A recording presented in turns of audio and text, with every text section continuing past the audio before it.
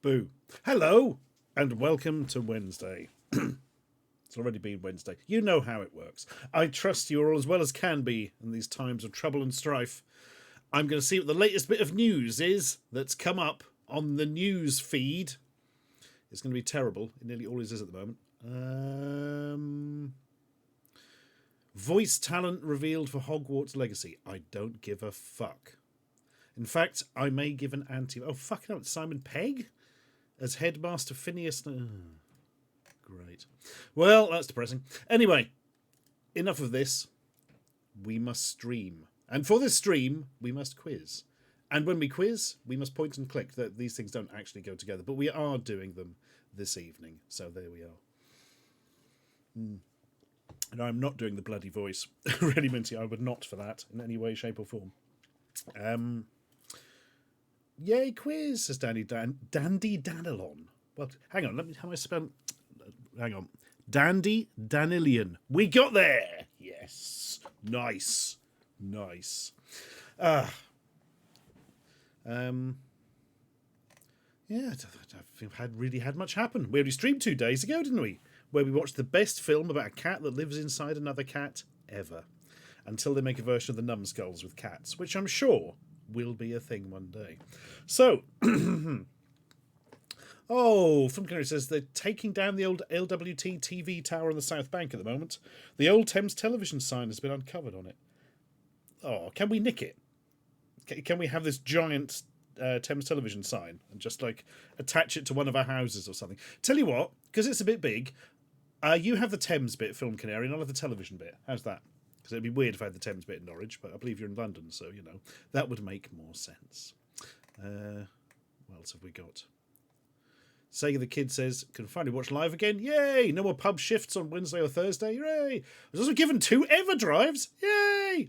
One for a Game Boy. Oh, the Game Boy EverDrive is the greatest thing. It makes it so portable. And 1 Mega Drive. Oh, beautiful, because they couldn't understand what ROMs were. Can't complain. Superb, Sega the Kid. I believe I have the Game Boy Color EverDrive and a Mega Drive EverDrive. Blah, blah, blah, drive. I've just remembered that I got a Super Nintendo one reduced ages ago and I still haven't done anything with it. Got a Super Nintendo video coming up, so I might save it for that. Well, it's a video about not Super Nintendos. Things that look like Super Nintendos but aren't. Or things that kind of are Super Nintendos but don't look like. Ah, the world of knockoffs. Beardy says WWE might have been sold to the Saudis. Okay.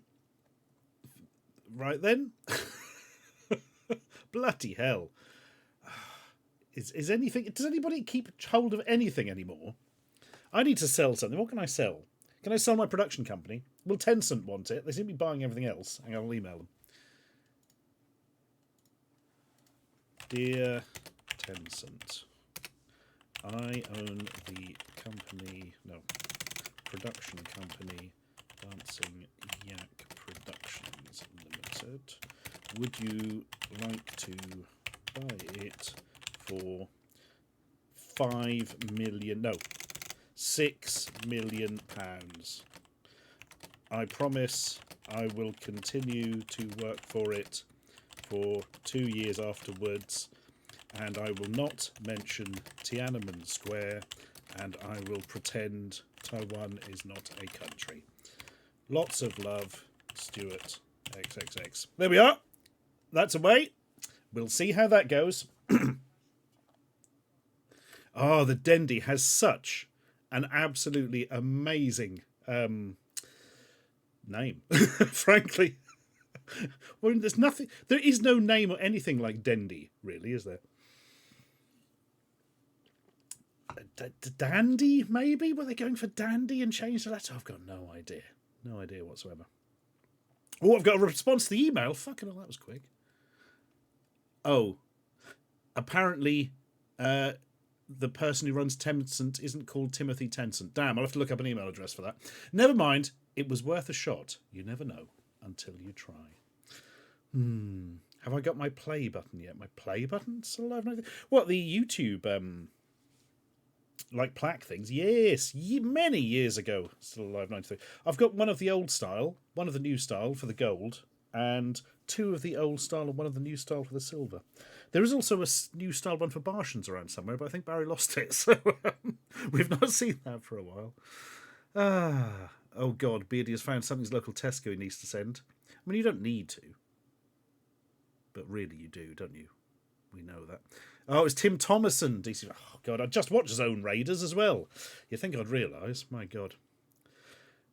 Look up Dendy Memories on YouTube. A guy gives his recollections of all the bootleg games and how he thought Mario 16 was totally legit. That sounds superb. Girl the Dragon 32. Dendy Memories YouTube. There we are. Has the new YouTuber policy affected me yet? No, they never really do, Arksy, because I've got such a broad range of weird shit that they can't destroy me no matter how hard they try, because I always end up, there's always something in one of the other avenues that they're trying to promote, so it all keeps like equal. But yeah, I apparently haven't been rude enough or something, so it should be all right. If people have problems with dropped frames, let me know, because the internet's a bit squiff tonight and I can swap over to the other connection, which will sort that one out. Zone Raiders is weird, Film Canary. It's one of the few things I've seen from Full Moon where it really felt like they were trying to make an actual film. Do you know what I mean? Well, no more cursing on YouTube, says CCJ Coma, but always remember what my grandmother told me. Only cunts swear. Nothing beats 7 grand. It's going to happen one day, Mentis. No, it won't. Absolutely won't. Snacksters does microwave kebabs now. Oh, God, I'm trying not to do any microwave food for a bit, but microwave kebabs. Oh, God, it's not going to come out well, is it? Bloody hell. Hello, Dan. How you doing, fella? Thank you for joining us. Oh, my God. Bailey Gaming. No, I don't. I've never really seen much anime, and what I have, I've never enjoyed that much. I really want to watch Cowboy Bebop. That does sound kind of great. I watched the first couple of episodes of Attack on Titan. I just couldn't get into it. I've said this before. Me and my mate were so excited to get a copy of Akira back in the days of dodgy VHS and stuff. And were absolutely blown away, obviously, by the opening with the clown gang fight on the bikes and all that. Then the rest of it was just, oh, God. It just really felt like something that should have been like 8 hours long, condensed to an hour and a half. I think I've seen Appleseed. It was all right. Street Fighter 2. No, it's never clicked with me for some reason. Never clicked with me. I've got an air fryer at M Kingston. Whenever I use it, the food comes out great, but then we forget to use it again for 500 years. Beardy Viking Star Wars biscuits. I think I did a video on more recent versions of those. They were still from the 90s or something. Yeah, there we are. Yeah, I've got Cowboy Bebop on Blu-ray. It was like £5 for the old lot. Although apparently you have to get a movie or something as well. So, right. Let's get into the admin. Which means I've got to scroll down to it. Oh, where is it? Where is it? Where is it? Here we go. Right. Let us begin with The Film Canary. 30 months. Thank you very much.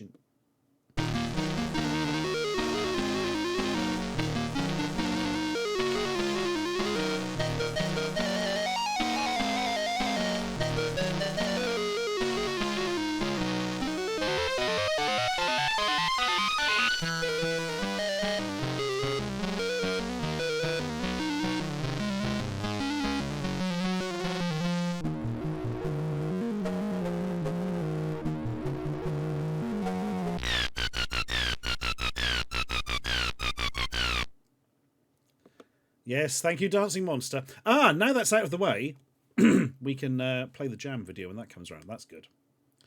Mystery Store. Thank you very much indeed. Happy stream, baby. My God, 9 months. It's happened all right. Hello, Che Ground. How you doing? Don't worry, it gets weirder. Right, where were we? We went to Film Canary. It was Enigma, some of the Dancing Monster tonight. Christine NS, 25 months. Thank you very much. Chloe Raccoon has asked to put some jam on the floor. Let's do that, especially for Chloe. Where's the bloody button? Here's the bloody button. Where's the visuals? There is some jam on the floor. Oh, here we are. There is some jam on the floor.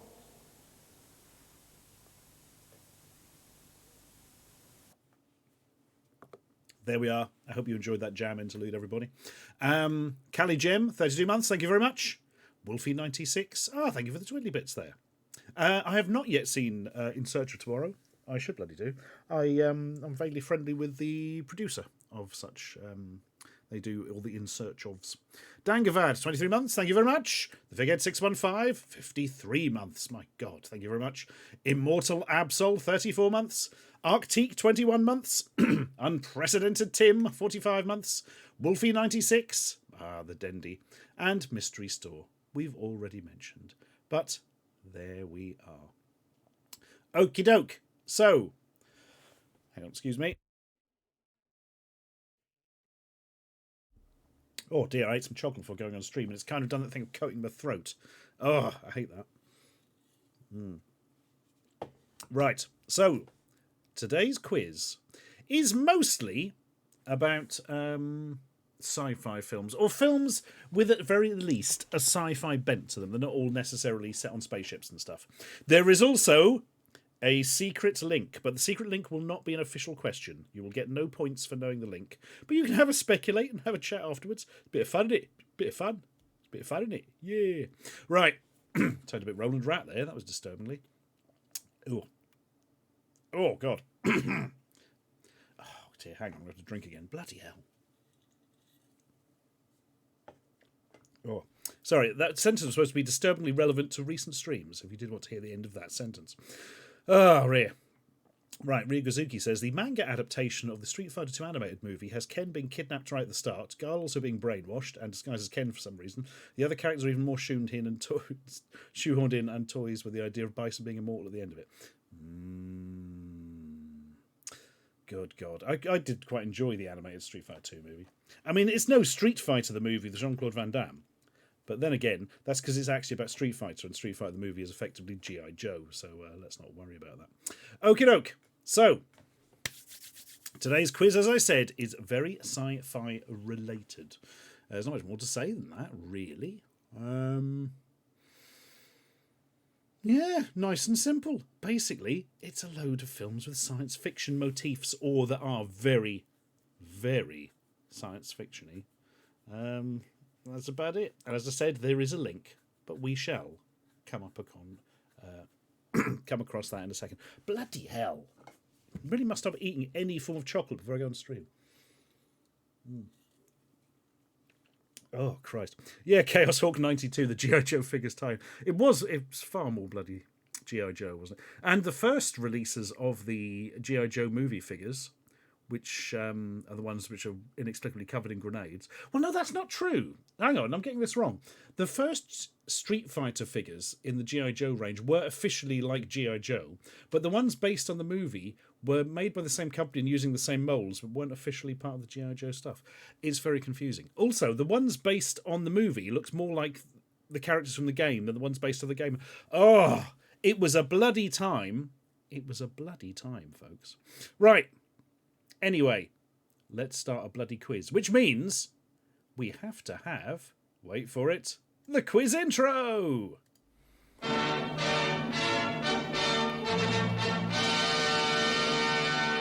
And now, from Norwich, it's the Quiz of the Week.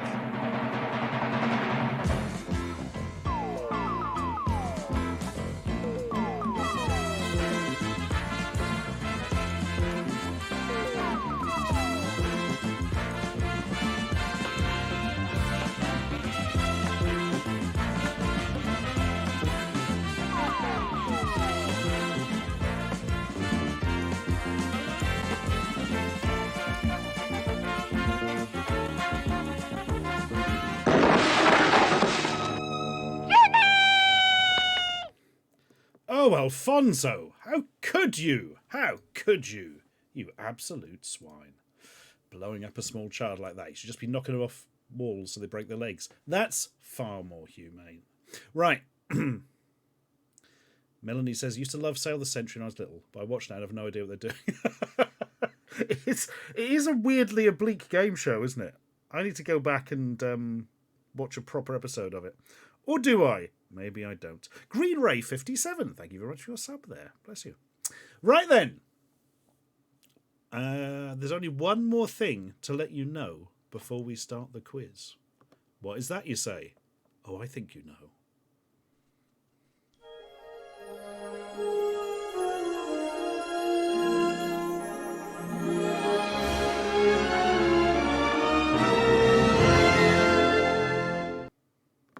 Yes, the last two questions, 11 and 12, will be bastards.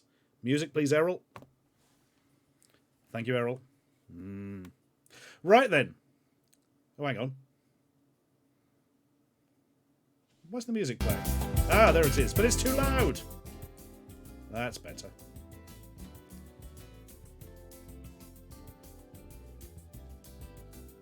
Ah, and now I can hear myself think again.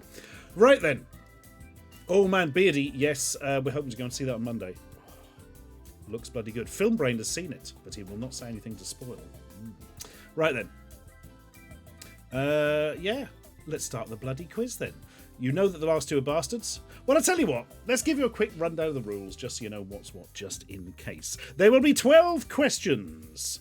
Each will have 4 potential answers. Only one of said answers is correct. Click on that, and you'll be given points, like a good un. However, Should you click on an incorrect one, points will be taken away, as if you were a bad 'un. So click on the correct answers. The quicker you click, the more points you will get. But do remember that if you do not click on every answer, or do not answer every question, to put it in a more way that makes sense, you will have a very low chance of actually finishing in the top 15. Because not answering can be a bit of a strategy. Because you see, you lose points if you get it wrong. So, have a think. But as I say, the people who tend to come top of the leaderboard do tend to have answered them all. Right then. Do the answers come up in the extension spot, or is it like, well, they come up in the extension bit, Dandy Danillion. My God, I think I said it almost right that time. So, if you do want to take part, and you haven't before done so, you will have to give QuizKit permission to know where you are clicking on your screen, and therefore which answer thou hast given. And you can do that by moving your mouse pointer, or your finger or whatever, over to the right-hand side of the screen and clicking on the QuizKit logo. And that's about all you need to know. I'll give you a few seconds in case you do want to join in and haven't given it permission yet.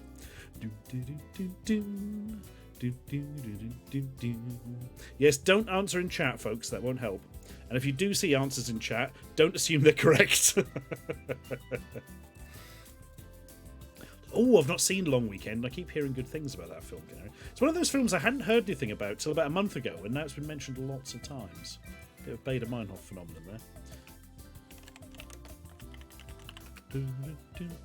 Right. Daz Alien Geek asks, quick question, is the Chef Excellence more of a good dinner cooker chef or a good pudding chef? He's not any form of chef. He cannot cook, Daz Alien Geek. That is one of the deep paradoxes at the core of Chef Excellence. He can't cook at all. Michael Muto, 14 months. Thank you very much. Right then. I think that will about do it. Let us get going. I'm going to press the begin button, which will fire the rules over to you. But don't worry, I've already explained them to you using mouth words. Right. Rules should be going over now. Nothing more than a corporate shill, exactly. Carbonated dipping jam. Chef incompetence is a master chef. Mecha Decker. We had a whole league of chefs, which never came up. Chef indolence. Chef violence. My favourite was Chef Evanescence, who was a woman with running black eye makeup. Anyway. Melee Mario still has some cheese bags in storage as well. You should. If not, how will things stay fresh? Oh, Beardy, you never guess what I found. An entire bottle, unopened, of old Tesco value gin. Which I'd got for a prop at some stage and never used. Because obviously you wouldn't want to actually drink it. Christ. Okie doke. I'm going to show you question 1 before we begin, obviously. And as we always say, don't worry if you don't immediately recognise it, because when you see the answers, you'll know which is the correct one, I feel. For you see, we like everyone to get question 1 correct. No, Mentus, that was one we emptied out. That was an empty bottle of Tesco Value Gin that we emptied out and put water in. This is a complete full one. It's just like hidden behind something. Cliff Excellent 2, thank you very much for your sub there. It is 5 months, it bloody is as well. Right then, question 1 is this. G. What could the name of that spaceship be? Perhaps the film is named after the name of the spaceship. Who can tell?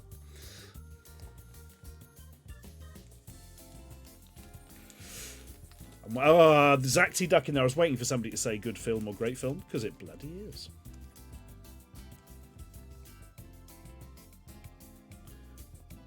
Also one of the most memorable alien designs in cinema history.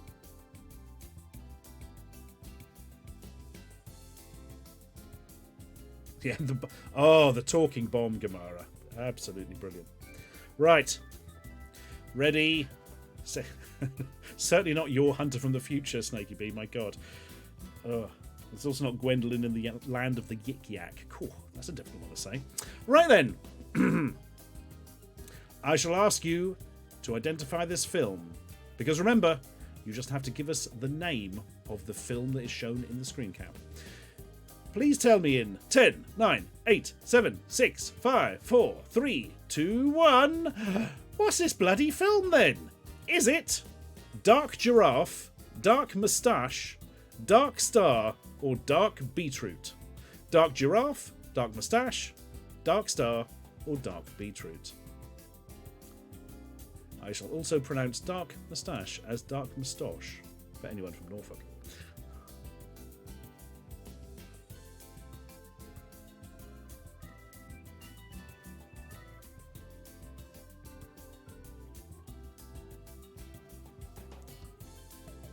In case you were wondering, the answer absolutely is Dark Star. I think you'd probably work that out. 253 people living in correct town. Well done. Well done. Oh yes, and as Rubbercat points out, we very rarely mention this, but it is relevant, the answers don't usually appear in the same order as I read them. This is true. I don't know what order you were shown them. I don't even know if you were shown them in the same order as other people. But you are not shown them in the same order as I am. That's all I can tell you. Right then. Are we ready? I do hope so. Because it's scores time! Quickest off the mark was contestant 343, then contestant 300, then contestant 311. Lucky 100 was contestant 326. Bloody hell, not a name in there. The names take a couple of questions to load in. They'll all be up there by like question 4. But until then, there will be some numbery contestantos. Total scores are relevant. That was only question 1. They'll be the same. But this is question 2.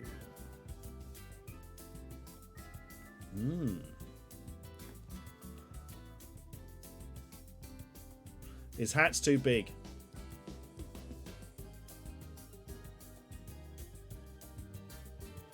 Nope, they certainly haven't, Dickie Birdie. They sort of have left this for a bit and they've been working on a new game show thing called More.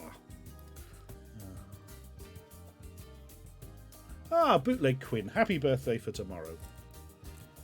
Only 73 years young.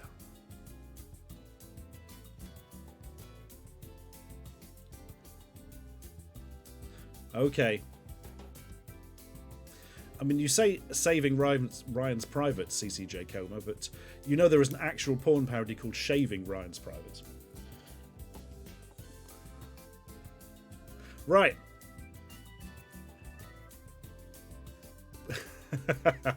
Are you ready? My spoon is too big. My hat is too big. Right. Thank you for that reference, Rocky 91. It's one of my favourite things. Are we ready, Are we ready, folks? Because you must tell me which film this is from. Is this film from The Monuments Men, Hacksaw Ridge, Saving Private Ryan, or Captain America: The First Avenger? The Monuments Men, Hacksaw Ridge, Saving Private Ryan, or Captain America: The First Avenger?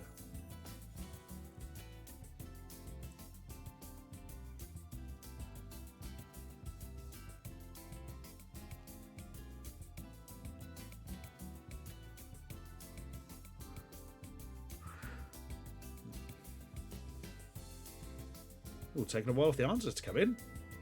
I'd have said something if I'd known. Right, here we go.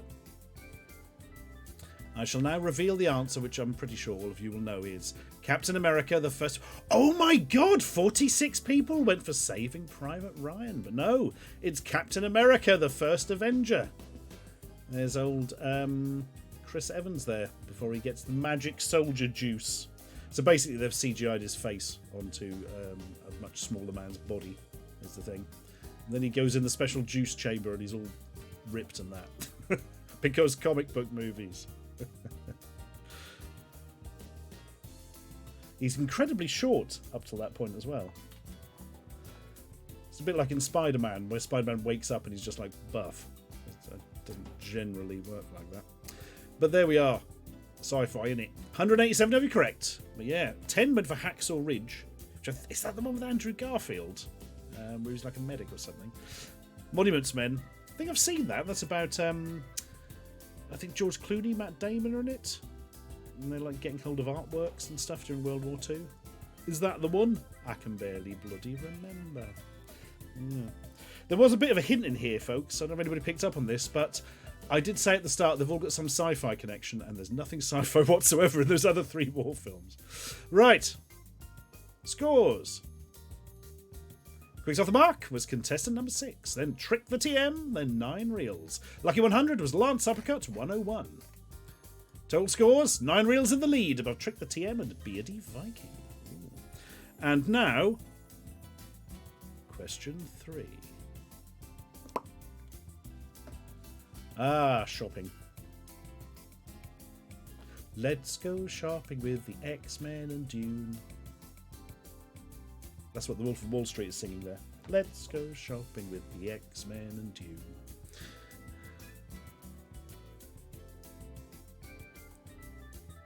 No, there is nothing sci-fi about Saving Private Ryan, Ruby Red 13. That's why it couldn't be the answer, you see.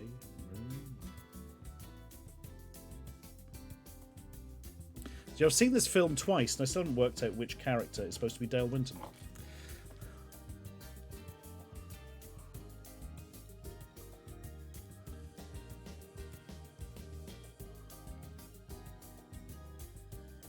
Right then, you've all seen this quite beautiful shopping scenario, but now you must tell me which film it is from.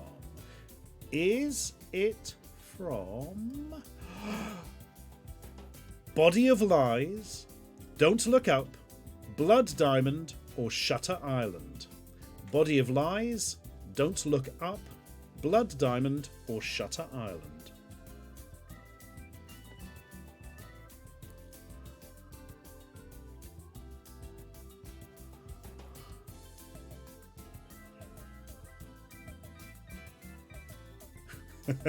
Mid-boss.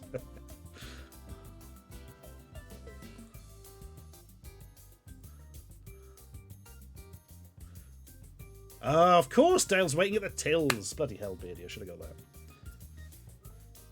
So, the 2 hints here are 1, at no stage does anyone go to a supermarket in any of the other films, I don't think. And 2, Don't Look Up is the only one with any sci-fi aspects. Oh, yep. So in the middle there with a beard, we have Mr. Leonardo DiCaprio. The other films, by the way, Body of Lies, Blood Diamond, and Shutter Island, are all films with Leonardo DiCaprio in where he has a beard. It's Jennifer Lawrence on the left, of course, and Timothée Chalamet on the right. Not to be confused with Timothy's Chalet, which is where he goes on holiday. Right. Vector John says, I think Shutter Island took something of a sci-fi approach to second. No, just sort of mystery thriller, really, wouldn't it? I was a bit disappointed with the Shutter Island. I know I felt like there was a really good film in there, escaping to get out somewhere, but it just didn't quite click for me. Right. Whoop. Don't Look Up it is. 153 of you correct. 34 went for Shutter Island. 18 went for Body of Lies. And 8 went for Blood Diamond, which is a That film must be really getting on now. Bloody, I remember seeing... I went to the cinema a lot when the trailer for that was out. I must have seen the trailer like 8 times or something. My God. Right. Scores. Quicks off the mark was a Poundland PC. Then Simmons Dude. Then B-Cat. Lucky 100, Stuart Kenny. Total scores, Beardy Viking in the lead over Tegu 3 and Simmons Dude. Ooh. And this is question the 4th.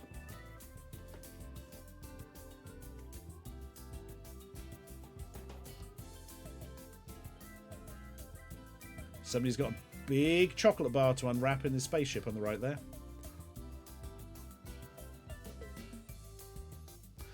Vector John, I'm secretly hoping you'll get it wrong now. Like, oh shit! Oh, it worked on the other one!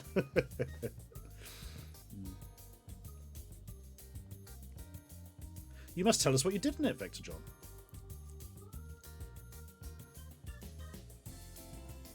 Daz Alien Geek, do I still like the sugary watermelon? Oh, I couldn't get on with that sugary watermelon drink. Daz Alien Geek. It was nice for like 3 sips, but it's just fucking syrup. It's like 40% sugar, literally. Oh my God.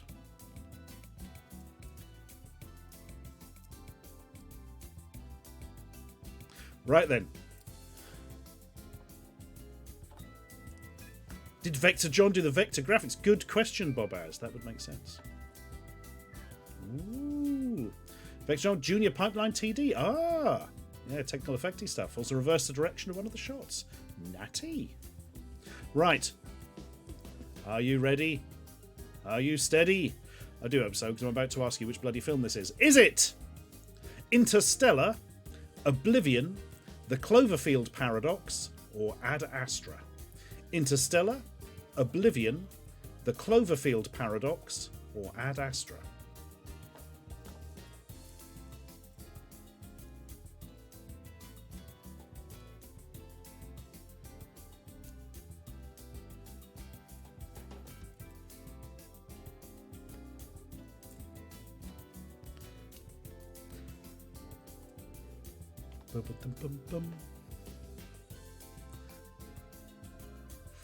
I've only seen 3 of these movies. I have never seen Ad Astra. And it is not Ad Astra. I have seen The Cloverfield Paradox. It was bollocks. I have seen Oblivion. It was meh. Started off quite well and then just got turned into Tom Cruise running everywhere. This is Interstellar. Boom. 163 of you. Spot on. Very good. 41 went for Ad Astra. But no, I believe that is Matthew McConaughey in the chair on the left. But most importantly, it's got TARS on the right there, which is one of my favourite robot designs in anything ever. And if you've seen it, you will know why. Canic Jim says, I saw this in a cinema that shakes your seat and spits wind at you in sync with the film. As opposed to going to like a cheap multiplex in Great Yarmouth, where there are no multiplexes in Great Yarmouth. A cheap cinema in Great Yarmouth, where somebody else just shakes your seat and spits at you randomly. Okie doke. Scores. We learn that Mr. Rants was quickest off the mark. Protein Egg was second and One Chop was third. Simon Summerisle 72 was lucky 100. But total scores, Beardy Viking maintains his lead over Tegu 3 and Cliff Excellent the second. Right. Ruby Red watched this film with Stephen Hawking. Bloody hell. I think I watched it with my mate Phil, if I remember. Anyway. Question number 5.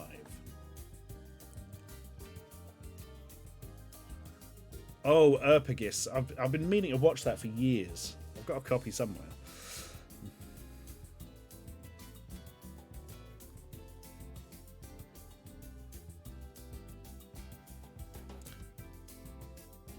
Very sweaty man on the left. Very young actor on the right. He went on to be more famous.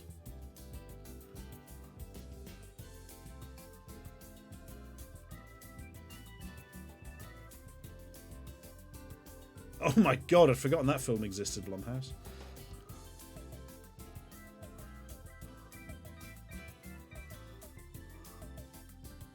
Right. Okay, folks. You can see dubious personage Mel Gibson on the left. You can see what very strongly appears to be a hobbit on the right. But you must now tell me which film this is from. Is it from The Man Without a Face, Air America, Forever Young, or Tequila Sunrise? The Man Without a Face, Air America, Forever Young, or Tequila Sunrise?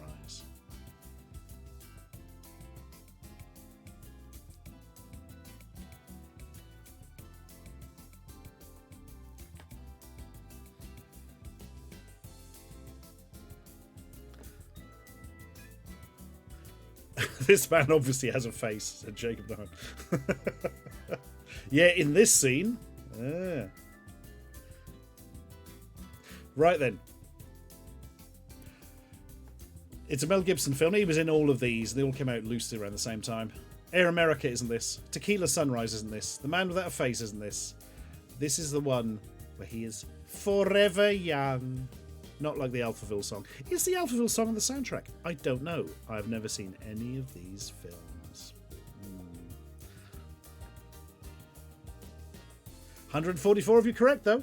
28 went for Air America, 21 The Man Without a Face, 19 Tequila Sunrise. Yeah, forever young, except when he's old at the end of it. Absolutely fun, bro. Like bloody Unstoppable, where they stop the train. God damn it. Right. Scores. Quickest off the mark was BCAT, and then a Poundland PC, then Francis Mack. Lucky 100, contestant 137. Ooh. Total scores, Tegu 3 now in the lead, just over Beardy Viking and Simmons Dude. Ooh. Right. Question number 6 is this. Tom Cruise.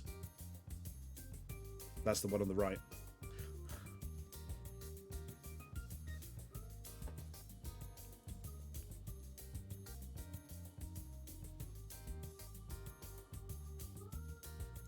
Weirdly, their spaceship thing in the background appears to look like the sign outside a pawn shop. As in PAWN.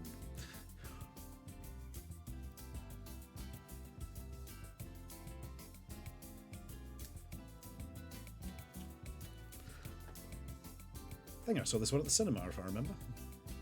In fact, yes, I definitely did. Right. No, Blumhouse, that was literally Battlefield Earth. Okay. Ready, steady. What's this bloody film? Is it Edge of Tomorrow, War of the Worlds, Elysium, or Oblivion? Edge of Tomorrow, War of the Worlds, Elysium, or Oblivion?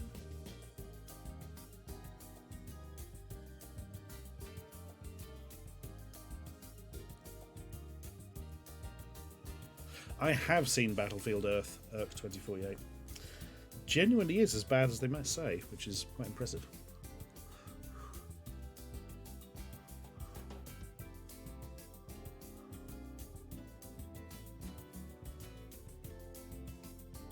Right then. What have we got here then? Well, Elysium and Oblivion I used to get mixed up all the time because they came out roughly the same time and have similar names. Elysium's the one with Matt Damon. There's a healing machine, and it just, I don't know. It's one of those films where things just keep happening and then it stops. War of the Worlds. I've never actually seen the Tom Cruise version of War of the Worlds, so I cannot comment. Edge of Tomorrow is kind of great, and they keep renaming it and then stopping renaming it. Sometimes they refer to it as Live, Die, Repeat. Sometimes they refer to it as Edge of Tomorrow. And weirdly, none of those names are... because it's based on a manga, isn't it? Called All You Need Is Kill? There's potentially a third name floating around there. Bloody hell. But this is Oblivion, the Tom Cruise film that everyone saw and nobody remembers. Started off quite strongly, I thought, but just sort of turns into him running about a lot at the end.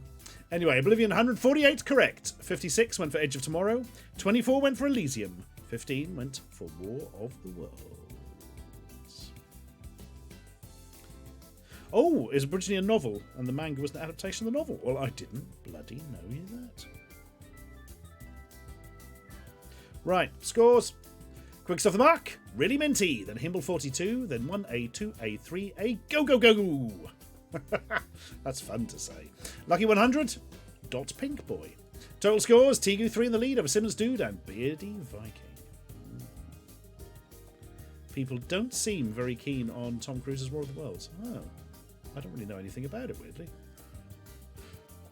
Cakes Katie says the Tom Cruise War of the Worlds was the worst film I've seen. Bloody hell. Hang on, I'll send you a copy of Monster A Go-Go. Or, I don't know, Carnival of Blood, not the Matesta one. Yeah, there's a lot worse, but... Anyway, we need to look at question... Hang on. Number 7. There we are. I'm back rather than forward.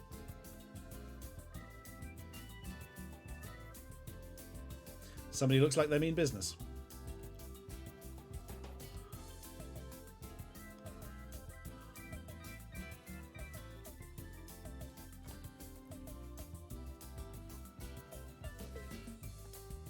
I've still not seen this film. I really must get round to it.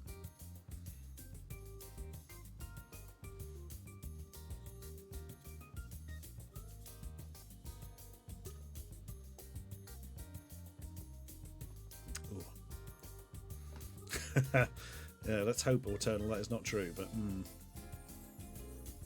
Okie doke. I am going to allow you to answer this question. See, I'm being very kind. And I will allow you in merely the count of 10. 10, 9, 8, 7, 6, 5, 4, 3, 2, 1. What's this film? Is it Borat, Cultural Learnings of America for Make Benefit Glorious Nation of Kazakhstan, Dave, Idiocracy, or Evan Almighty? Borat, Cultural Learnings of America for Make Benefit Glorious Nation of Kazakhstan, Dave, Idiocracy, or Evan Almighty? I thought I'd messed up the answers to this because the first one I read there is so long, it like threw out the visual style. I thought I'd messed it up. But it's all good.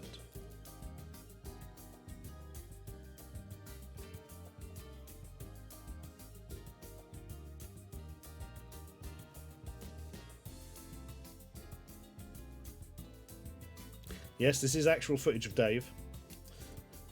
I've led you along a merry path. Right. Real Kingdom says the Borat tie-in book is utterly vile. Didn't know there was a tie-in book. Never seen the film, to be honest. The awkward humour stuff, the sort of cringe embarrassment humour, I find very difficult. So there we are. Right, let's see who recognised President Dwayne Elizondo Mountain Dew Camacho. Thank you for putting that in, Mentis, because I'd forgotten to write that down. It's Idiocracy. Mike Judge from Beavis and Butthead. And King of the Hill. Yes, 196 of you. Absolutely correct. Smashed it. Scores. We learn that a Poundland PC was quickest off the mark. Protein Egg was second, and Manji the 14th was third. But Lucky 100 was M. Kingston. Total scores, Tegu 3 still in the lead over Poundland PC and Beardy Viking. Those two really punching it out for the top spot there. Oh, I do like Nathan For You. There's something else to that, Desperate Rich. Yeah. Anyway. Film Canaries figured out the link. I'll bet you bloody have. Everyone will have by the end, I think. But, yeah. We'll see. Right. Next question looks an awful lot like this.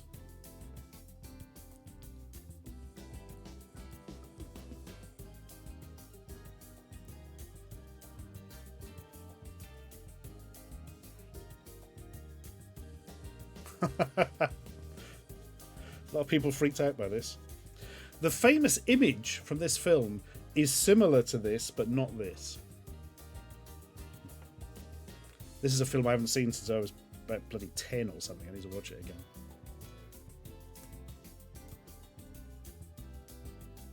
I thought it was very funny at the time, but then again I was like 10 or 11, so I can't really say whether that will still hold up for me.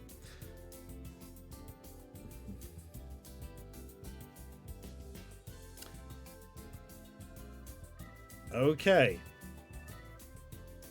Ready, steady. Ooh, good luck with this one. What film is this from, folks? Is it Future World, THX 1138, Logan's Run, or Sleeper? Future World, THX 1138, Logan's Run, or Sleeper?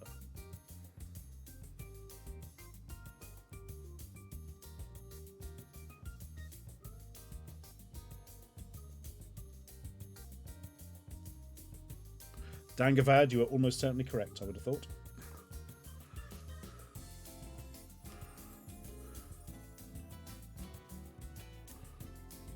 I don't think anyone's seen Future World, DC Flame. The bad sequel to a good film. There was a third script as well, but it was used for a video game, weirdly. Anyway. Oh, quality from Cliff Excellent 2. This might be the first one I get wrong, but I refuse to skip a question because I'm not a coward. Yes! Fight on! Fight on. Right then. So, THX 1138 has faceless robot cops in it, not faceless butlers. It's, of course, George Lucas's sci-fi early film, which the number from which is referenced an awful lot in Star Wars. And the entire THX sound system. Christ, comes from that, I believe. Logan's Run, 70s sci-fi joy, where you have Box, the robot in it. Doesn't look anything like this. Future World has far more realistic looking robots than this. This is Woody Allen's Sleeper. The most famous image from this film is Woody Allen actually with like white grease paint on his face, with a sort of round bit stuck in his mouth, pretending to be one of these. 97 of you correct. 43 went for THX. 53 went for Future World. But 28 went for Logan's Run. Okie doke. We shall now show scores and learn that Stuart Kenny was quickest off the mark. Then Tegu 3, then 1A, 2A, 3A. Go, go, go. Lucky 100, knock Focus 1. But total scores, Tegu 3 is still in the lead above Beardy Viking and Simmons Dude. Beardy Viking and Simmons Dude are swapping it up a bit. General Zakimson is just a hair's breadth under the third all the time. Will he come and wrest victory? We shall discover later. Question number 9 is this. The softest of soft focus. More Vaseline on the lens than in the Vaseline shop.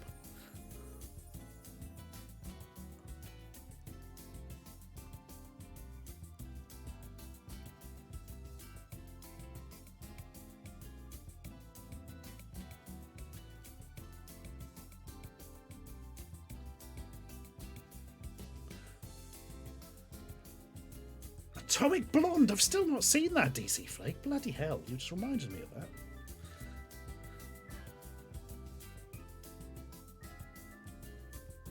Teeth Examination, the movie. To be fair, they examine the whole face. I mean, teeth are just part of it. Or is it? Right. DJ, you are correct. I spotted that as well. Right then. Oh, God, isn't it just running the Astral Race? But we'll get onto that. Right then. Please to be telling me which film this is from. Is it from Barbarella, Galaxina, Forbidden World, or Galaxy of Terror? Barbarella, Galaxina, Forbidden World, or Galaxy of Terror? And thank you very much for your 9 months, Shadow Khan. The third Khan brother, after Shao Kahn and Kotal Khan. No, Eli was not in Barbarella. Eli was in Pervirella. Symbiosis 89.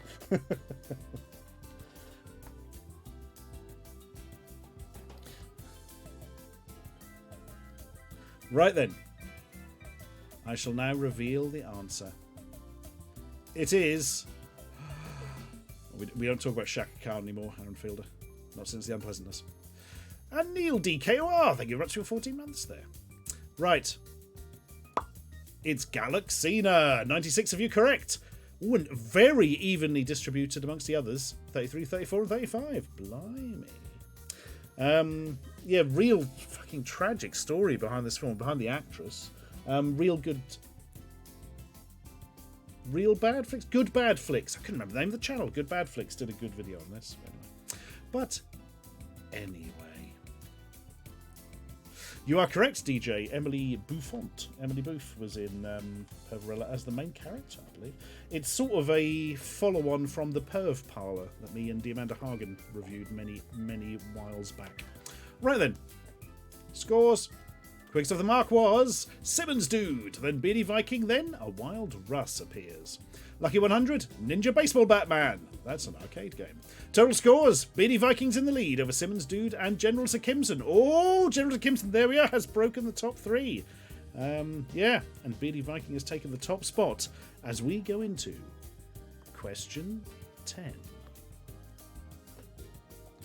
Obscure one this, folks.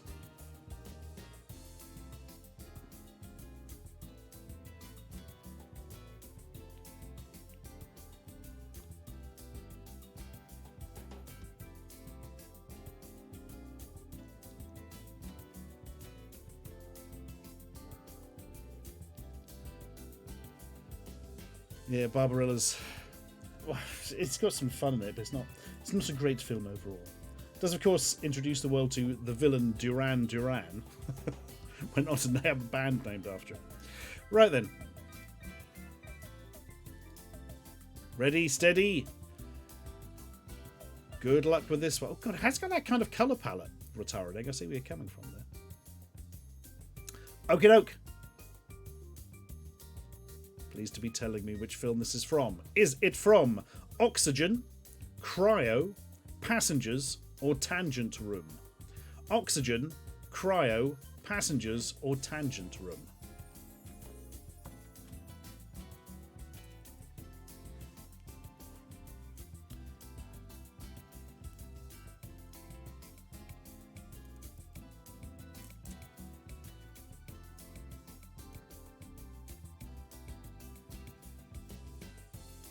So, this will go click, click, click in a second when everyone's answered. Click, click, click. There we are. So, only one of these was a sort of big release, so to speak. Passengers. which starred Chris Patrick Chris. No, it starred Chris Pratt and Pratt. Fucking hell. Got it in my head now. Chris Pratt and Jennifer Lawrence, where Chris Pratt is sort of a rapey bastard who destroys somebody's life. It's not a nice film at all. It's weird and shit. Tangent Room, I think it was a load of scientists in a room. Can't remember. I haven't seen that one, I don't think. Cryo is about some people who are sort of woken up from cryostasis, but they discover that one of them is a murder boy. Dun, dun, dun. Or possibly a murder girl, I can't remember. And Oxygen is this film where a lady wakes up trapped in a cryogenic tube thing, or cryonic tube thing, and the oxygen is running out, and she has to basically try and get out of it, or at the very least get the access codes to open it before she suffocates.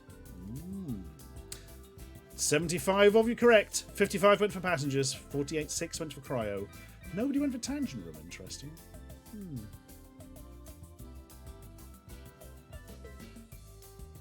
Right, scores.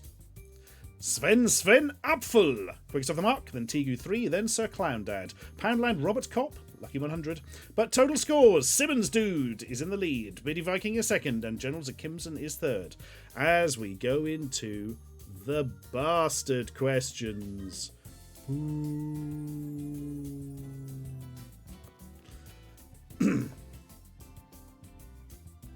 You can probably guess what 3 of the potential answers are going to be.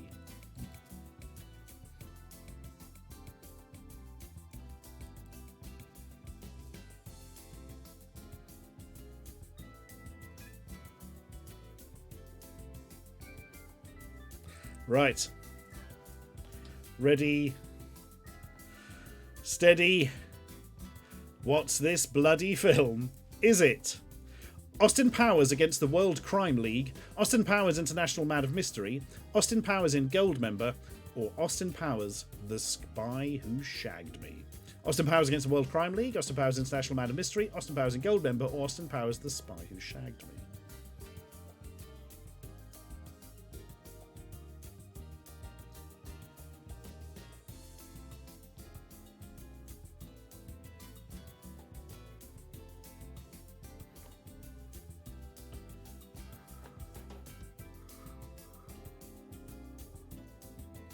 So, all you need to know is, this is from the first film.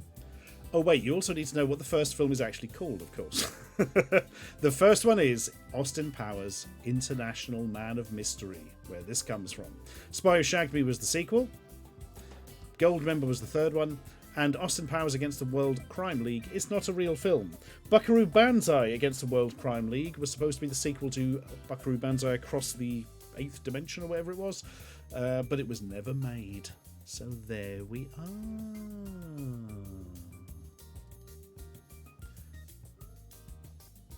Ha! Mike Myers originally wanted to call the second Austin Powers film For Your Thunderballs Only, but the Bond producer said no. Kind of understand why, but on the other hand, it's kind of advertising almost, really, isn't it? Yeah. Jacob 9 says the first one's great. Yeah. The second one really not that good. Yeah. And the third one's alright because of Michael Caine. I don't know. I think the third one's just kind of bloof.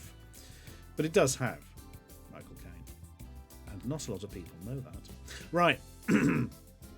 Oh, they've been trying to get Austin Powers back for like 10, 15 years, I think, Gravity Gun. They'd sorted everything, and then Austin Powers and Mike Myers had another kid, I think. So there we are. Right. So there is your answer. International Man of Mystery, 113 of you correct. 64 went for The Spy Who Shagged Me. 33 went for Goldmember, and very few people were convinced by the Buckaroo Banzai mashup. So there we are. Right. We shall now show scores and learn that One Chop was quickest off the mark, then Trick the TM, then Tegu 3, Lucky 100, Duxis. Total scores, though, Beardy Viking has taken the lead, Rob McBob MC is second, and General Kimson is third. As we go into the final question. Dun, dun, dun. Ba-dum.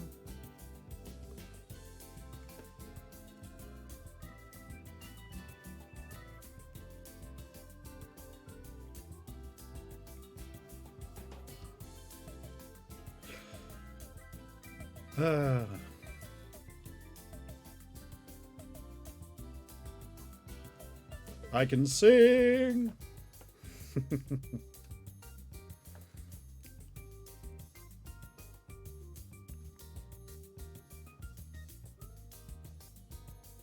Right. Ready. Steady. Get a whale, absolutely. I love you, Dr. Zaius. Right. What is this film, folks? Is it Escape from the Planet of the Apes, Beneath the Planet of the Apes, Planet of the Apes, or Conquest of the Planet of the Apes? Escape from the Planet of the Apes, Beneath the Planet of the Apes, Planet of the Apes, or Conquest of the Planet of the Apes?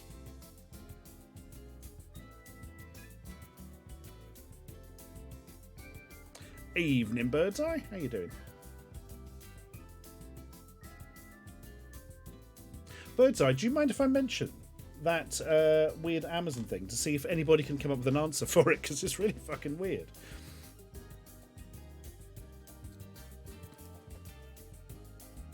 Somebody mentioned Schlock earlier, by the way. You get 50 obscure movie points for that. Christ.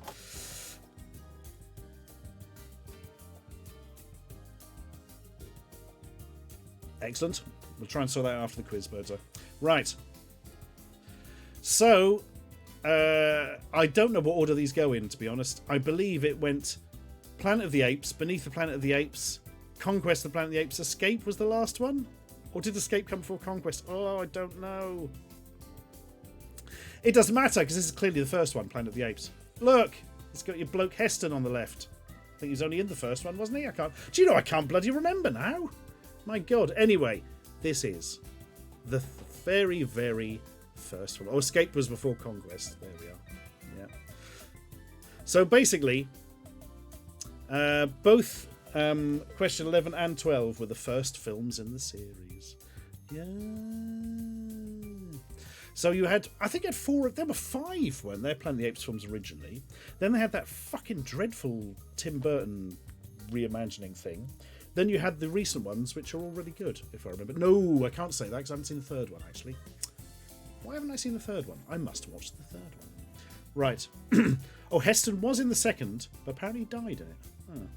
According to Film Canary, he only appeared on the condition that he died in it. Bloody hell.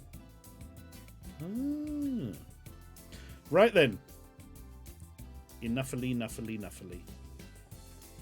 We shall now show final results. And learn that quickest off the mark was J.W. Flame, then One Chop Animation, then Rob McBob MC. Lucky 100 was Skin Slip, but the overall winner, Beardy Viking, takes home the gold above Rob McBob MC and General Zakimson. The rest of the top 15 were Rubber Cat, Keen Queen, Epsilon 077, Che Ground, and Introvert Says, Wookie G34, It's Only Dano, Silent Phils, Stick Bubbly, Not Again With, Tegu 3, and Francis Mack. Lucky 100, SW Savage 79. Now, did everybody get the connection? Did everybody get the connection? Other than the basic sci-fi thing. It's true, they were all films, Mid-Boss. You're not wrong. You're not wrong. So, let me get my list up. Oh, I got the wrong bloody order. Let me get my other list up. That's better. They all have an element of hypersleep or cryonic sleep or whatever. Basically, people are frozen in order to be able to like travel into the future or long distances or whatever. In all of them. Yeah, that would be perfect, Billy Viking. I slept too long. Dark Star has the captain who is mortally wounded, and they occasionally sort of wake up from his cryosleep to try and get advice, and he's basically completely out of it. Captain America, he gets frozen in ice, doesn't he, and wakes up in the present day. Don't Look Up has the bit at the end where the President of America and all her idiots have flown off to the space planet. Interstellar has some cryonic sleep in it somewhere. I can't remember where now. I can't remember the details of that. Forever Young is all about that. They basically find a frozen Mel Gibson. There's some of that going on in Oblivion as well. Tom Cruise. Idiocracy is all about it as well. Sleeper is all about it. Galaxina has some of that going on. It's all set in a cryopod for oxygen. Austin Powers is, of course, frozen and woken up in the present day. Well, the 90s as it is now. And Planet of the Apes. There was all the cryo thingamajig going on as well. So there's the poor lady whose pod has malfunctioned and she's all withered and dead, if I remember. Yeah, Snakey Beats. Interstellar does have black hole-induced time dilation, but it does also have cryo-sleep stuff. Churchill 9791, thank you very much for your sub there. Yeah, the real common theme is they're all based on a true story. That's right, CZ Strider, yeah. Oh, dear. Right then. People are forgetting that there was cryo sleeping in the cell. There totally was, because I actually had to look up a screenshot of it. Because I couldn't remember that either. I could have had Life Force, Squid Reject. Yeah, I think that would count. The Aliens, yeah. There's quite a lot of other ones. Alien, of course. In fact, pretty much every Alien film has it in some way.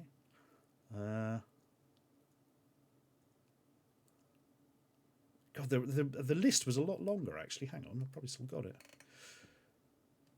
Yeah, could have had Demolition Man, of course. That film Cryo that we mentioned earlier could have had that. Avatar. There's some cryo sleep in Avatar. 2001, of course. Passengers that we mentioned earlier we could have had. Encino Man or California Man. That's another one, isn't it, with old Brendan Fraser. Anyway, Adam Adamant Lives. That's not a film. Oh, dear. Well, was there a film of it? There might have been. There was a lot of that floating around at the time, Film Canary. Technically The Fifth Element, even though it was only for a few hours. Don't know about that. Yeah, Empire Strikes Back and Return of the Jedi. That would totally count, Ashley Nido. Yeah, absolutely. Didn't think of that. Yeah. Gravity Gunner says, if I recall correctly, the aliens in Life Force were freshly grown to suit the astronauts' sexual preferences rather than being... Oh, I think you could be right, Gravity Gunner. I'm glad I left that out. Mensky says, Suburban Commando. Christopher Lloyd, I was frozen today. Yeah, but that... I don't think that would count because that wasn't for the same purpose, but I suppose it would really, wouldn't it? It's the same sort of thing. Universal Soldier, yeah, Biddy Viking. Futurama, yeah. It doesn't have to be deliberate cryogenic squid rejects. We had Captain America in there. Anyway. The time has come for Beardy Viking to see what he hasn't actually won. Yay! In 1. You'll be home and dry with this tumble dryer. In 2. The best-selling home computer for kids. It's game for anything. In 3. This portable CD player. It's jogging marvellous. In 4. Do yourself a flavour with this super ice cream maker. In 5. It's a mini gym. For muscle tone. In 6.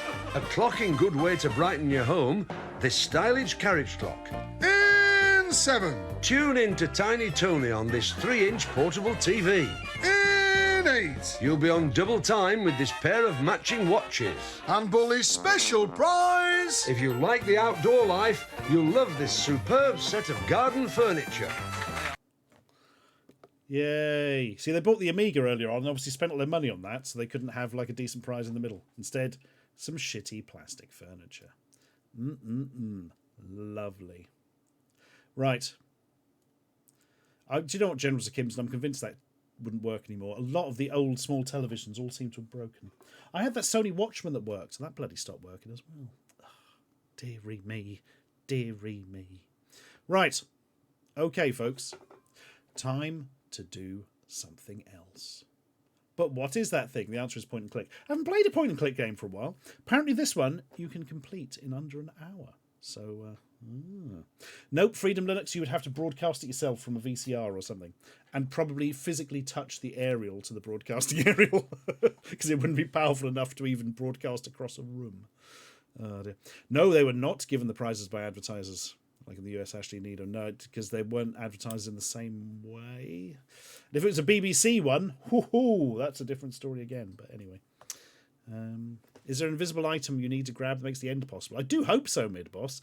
That's my favourite trope. Right. Beardy Viking says, I remember Retrofix had that cool mini TV at PlayX where they nearly caught fire due to the heat it gave off. Bloody hell. I'm just going to turn my volume back up. There we go. That's better. Right. Hunt the pixel time. Oh, God, don't Full Canary. The only puzzle is use gun on man. Yeah, I mean, I thought Doom was a point and click. Oh dear.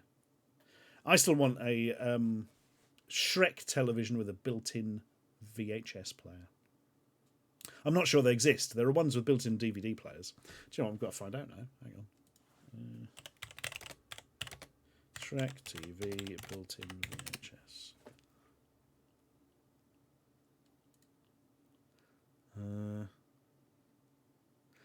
No, there doesn't seem to be, tragically. Oh.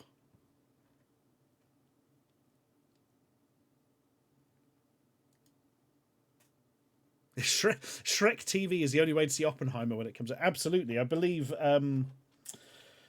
Christopher Nolan has said he's specifically shooting it for Shrek televisions. Yeah.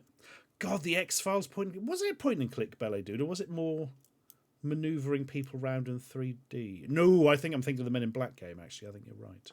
Yes. Oh, I'm glad you liked it, Dan Greco. We do one every Wednesday, unless I don't have time to write one, because it takes quite some time.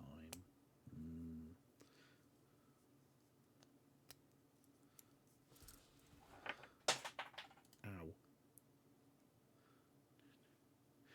Mensky says the problem is it's Shrek 2 branded and only shows videos about World War II from the wrong side. Yeah, from my experience. Whew, bloody hell.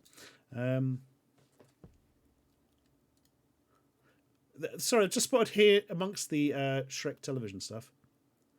Michigan man owns more than 170 copies of Shrek on VHS and he's not done collecting.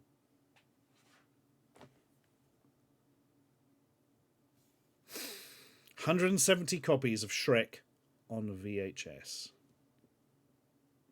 Yeah. All right. Yeah. Right. Dearie me. Right.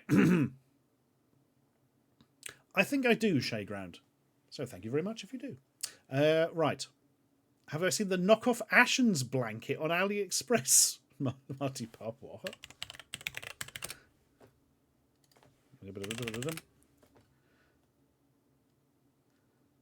Oh, God, there's a knockoff T-shirt.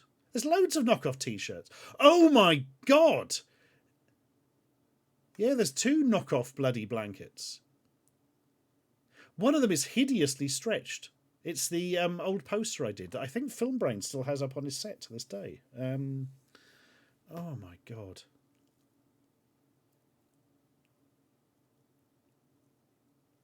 Cheers, Bootleg Quinn. Take care. Oh, my God. I'm going to have to do a video on bootleg things from AliExpress that are just mine. Oh, no. Oh my God. For some reason, one of the related items is a set of rings from Dark Souls and related games. They're all really well done as well. I do actually have one. The silver snake one that gives you more souls. Oh, I want the Chloranthy ring. It'll give you more stamina. Fucking hell, they've made all of them. They're all about £1 each. I mean, they look a bit cheap, but, you know, the costume jewellery, isn't it? Bloody hell. Huh.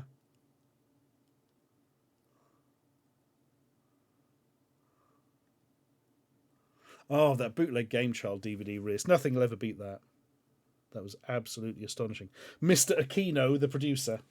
And it put me and Riyadh Downs doing the makeup. Ah, yeah.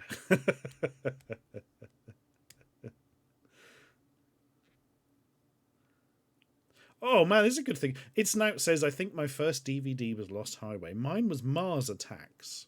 What was everybody's first DVD? No point asking what first Blu-ray is, because everyone will say Casino Royale. for technical reasons.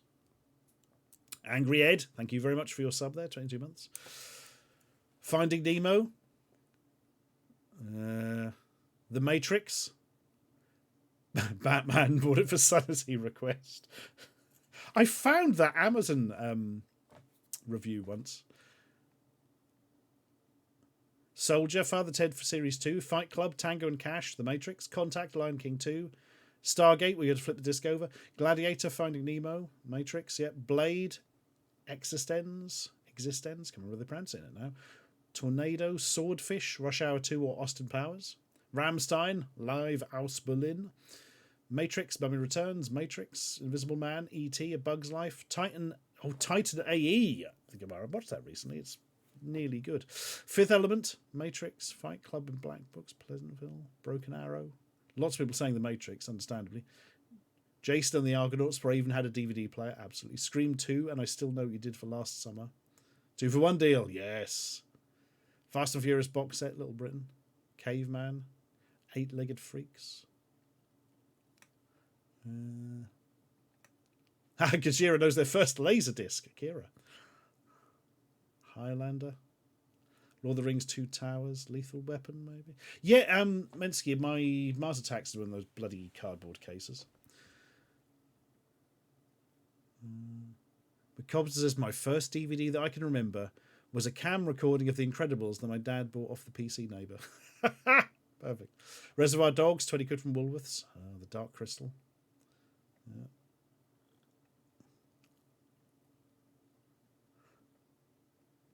My God. Sorry, I'm going to have to scroll past this and we'll just be reading names of films forever. 5 Deadly Venoms. Ooh, sweet. The Prisoner series, Volume 1. Perfect. Jason and the Argonauts. My Favourite Martian. Fifth Element. Girl. Yeah, right. Skateboard video. Interesting. My Lost Boys. Isn't a cardboard case. Yeah, those bloody cardboard cases. Zombie Flesh Eaters. Yeah. I've still got my Mars Attacks, I think, actually.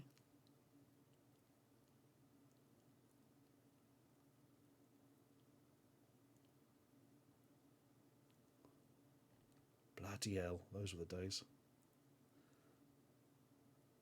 Is it the Vipco edition? Asked for bloody Vipco and Screen Time. God, if you're looking for video nasties, they're the absolute bane of your life. They really are. Yeah, right, it was a groundbreaking skate vid. Amazing stuff, says Jonty's Corner. Yeah, see, my PC came with a DVD drive. This is before you'd have like a DVD player at home generally, because they were too bloody pricey. But yeah, I thought I've got to buy a DVD now to play it, haven't I? It was like 20 quid. But I got Mars Attacks. Then I think I had Fight Club imported from America. And then couldn't play it because of regions. Hooray! No, I didn't have Fight Club. I did have Fight Club later. I imported Mystery Men. That was it.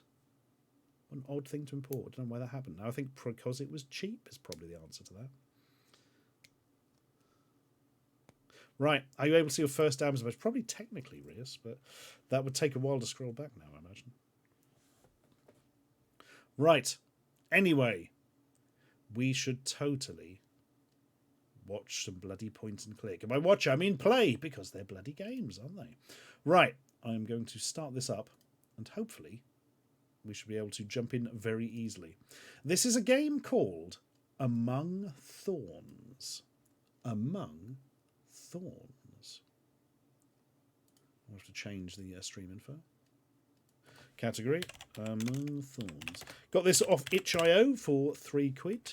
Well, I paid more than 3 quid because I was going to stream it, obviously, but there we are. And apparently it's a nice short one, so we shall see. But first, music start. Music stop now. Just got to make sure we can actually see the screen because it's decided not to work because it's a bastard. Okay. Plop. There we are. Yes! Parfait. Well, not quite perfect. I'll fit it to the screen better. There we are. Marvellous. Oh, God. Play sending things from Jersey when that was a loophole. Yeah, Epsilon. God, so many. I got so many American DS games from Play back in the early days. My God. Yeah, I've been hearing good things about this case of the Golden Idol. I've been trying to catch one of Dan's streams, but not really managed it yet. Anyway, I know very little about this game. It looks a bit Blade Runner-y. Somebody's eating some noodles there. Somebody else is not eating their noodles. Too paralysed. Paralysed by sadness and terror. I think this music's too quiet. Hang on. There we are. Still a little bit quiet, I think. Let's try that. Ah. Yeah, liking the graphics so far. So, new game, load or quit. Left is interact, right is look. That is a nice simplified base. I enjoy that. And look at the little bits of paper wibbling on the old air conditioning there. Right. New. Fuck. There's lots of things. Oh God, I'm supposed to be reading the text. Always on a meeting. How does he manage it? Okay, answer the thing. Nothing. One last mouthful. Delicious. I'm delighted you enjoy it. Hey, don't forget to pay this time. Relax, just got to take this call. That's what you said the last time. I better pay first, then I can call Lenty back. Nearly misread that as Lentil. I don't fancy getting a visit from the police again. Bloody hell.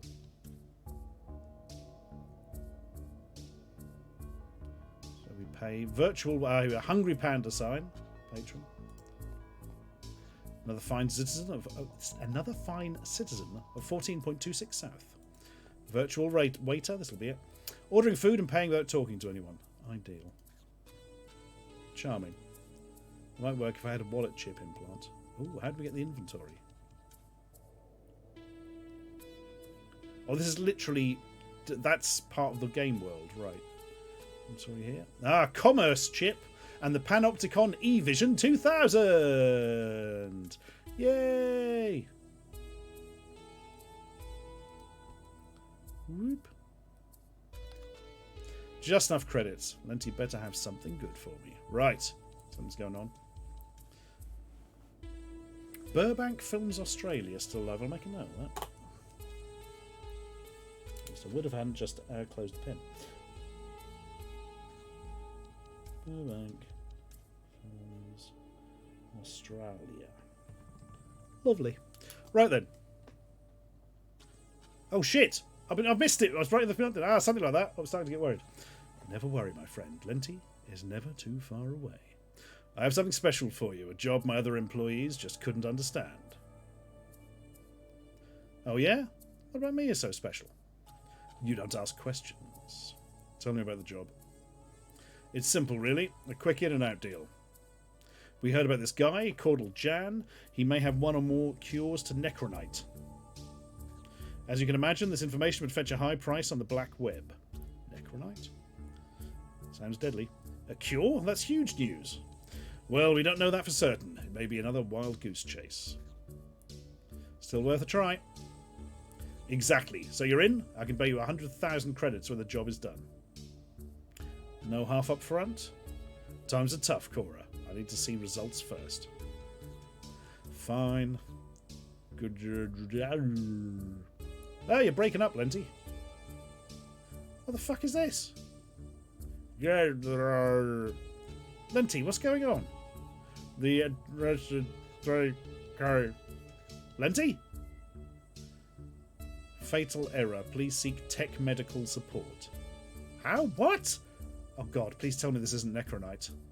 More importantly, I need to get in contact with Lenty again. So necronite is like a disease?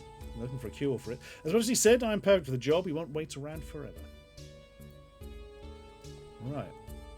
Ooh, nice animation.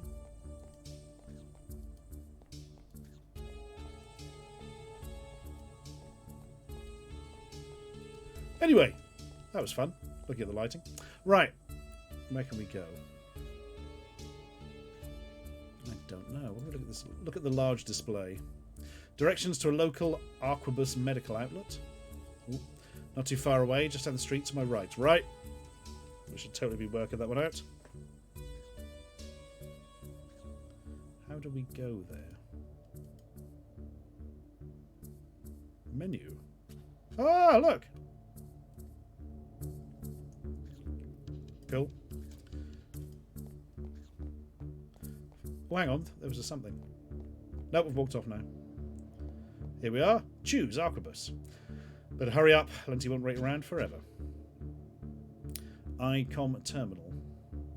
Advertisement. Seed freak. Pharmacy sign. Dark Squall, thank you for your sub there. 56 months. My godly goodness. I've now got to work out. Be 60 months would be the next anniversary, wouldn't it? Bloody hell. I have to make sure that's set up before somebody reaches it. So we've got the ICOM Global Network.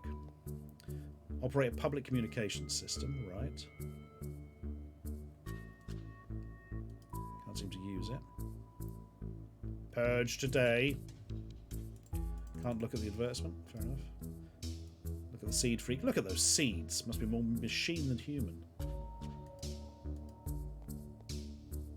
Busy? Got all the time in the world. At least that's the plan.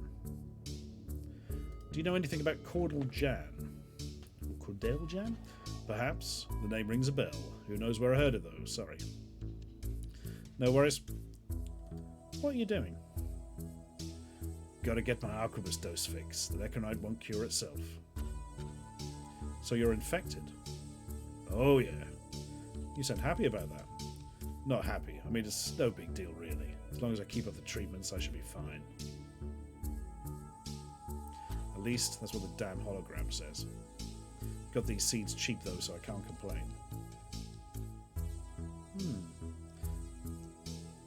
Cheap seeds? What do you mean? Look, Z8000 biopreservation shell. I couldn't usually afford this shit. I had to get it. Second hand. Second hand from where? Less than reputable sources. Isn't that what helped spread the plague in the first place? One of the reasons, probably. At least there's a cure, though. For now. Sounds like you know something I don't. Several things, I imagine. Good one. You sure like seeds! Is it obvious? Well, it doesn't look like there's much of your original body left. Over 85% biomechanical. Very serious. Hoping to lose the right arm soon. I've got a hyperdexterous adapter in mind. Who needs hands? How about you? Got any sweet modifications? They're not for me. I don't fancy being infested with Necronite. Not that staying away from them stopped my holophone getting infected. You don't know that yet. Well, you might as well take the plunge. I don't think so. It's not for everyone, I suppose. You're missing out, though. Can you help me? Do you have any spare doses of Arquebus? My holo communicator's on the fritz. I need to contact my boss. Damn Necronite. You're not sure it's Necronite yet? Sorry, sister. I've only got it up for myself. These damn seeds keep getting infected. Why don't you use the public ICOM terminal over there? Good point. See you later. I ain't going anywhere. I'm not usually one for searching through junk, but these are desperate times. I've accidentally clicked on the junk. I didn't even know there was junk there. This could be useful. What? What did I pick up? An Arquebus servo manifold. So there's this disease called Necronite, and it infects body modifications people have? Is that... Am I getting the right thing there? Okay, let's get the terminal.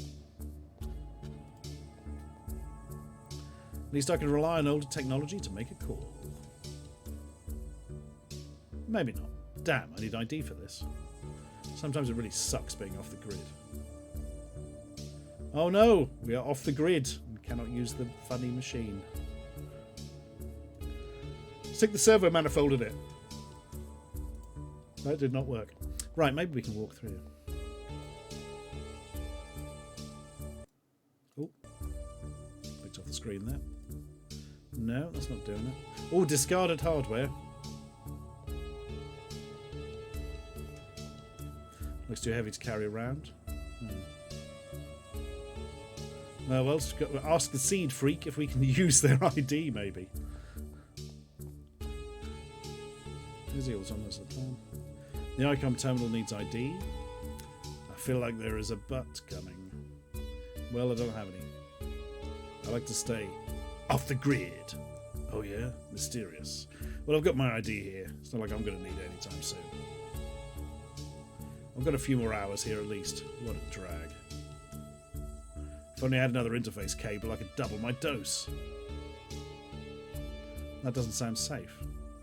Does it look like I'm worried about safe? You scratch my back and I'll scratch yours, so to speak. Fair point. I'll see what I can do. Can I give him the... Yep. Servo manifold? No. Curses. Have another look through the dumpster. No.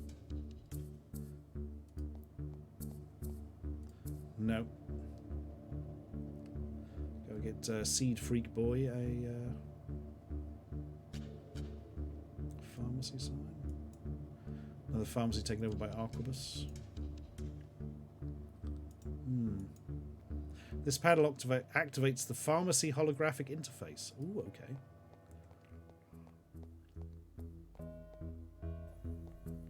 My god, it's a virtual plague doctor. Initializing human interface mode. Good day, how can I be of assistance? Where's the real pharmacist? Limiting human contact prevents the spread of necronite. That actually makes sense. This model, blah blah blah blah, is programmed to perform all required functions of its human counterpart. This for further information, contact the Arquebus Public Information Bureau. Okay. And relax.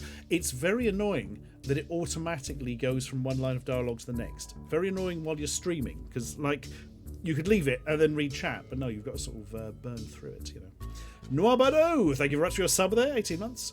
This stream is the EVP recording of a long dead arcade machine forgotten in a dark and silent warehouse with a crumbling roof. Don't talk about my conservatory like that. Right. List of services. List of services. Saturday, Arquebus offer a wide variety of services at this outlet. One-time purge. Top-up Arquebus account. Free systems check. Plague information. Local infection statistics. Please select your choice. Ooh. I'll have some local infection statistics, please. Certainly. Collecting from central database. Last update. 8:30. Location here. Infected 44%. Infection rate below average. Please select your choice. Necronite information. Tell me about it. Certainly. Necronite originated around 15 years ago in the Central European territories. The source still remains unknown. The spread of this technological plague, known culturally as the miasma, across the globe was considered to be unprecedented and now affects almost 65% of the planet's population. 44% is way below average then. Methods of transmission include, but are not limited to, insecure data packet feeds, e-worms, node spikes, and improper interfacing. Also, licking things you found on the floor. Known symptoms include, but not limited to, loss of networking, nanoprocessor threading errors, sporadic overclocking of control systems, and servo locks. If you or a loved one are experiencing any of these symptoms, please seek tech medical advice from an Arquebus healthcare agent. Please select your choice. I'll have a free systems check. Maybe it's not. Maybe we're all right. Accessing special offer subroutine. If any instance of necronite is detected in any of your devices, you are eligible for a free interface cable that I can give to the dude here. Handy. For use with Arquebus infection relief terminals. 1 per customer. Please remain in position or present item for scanning. If no item is presented, default body scan will be performed. Yeah, let's do that. 5, 4, 3, 2, 1. Commencing body scan.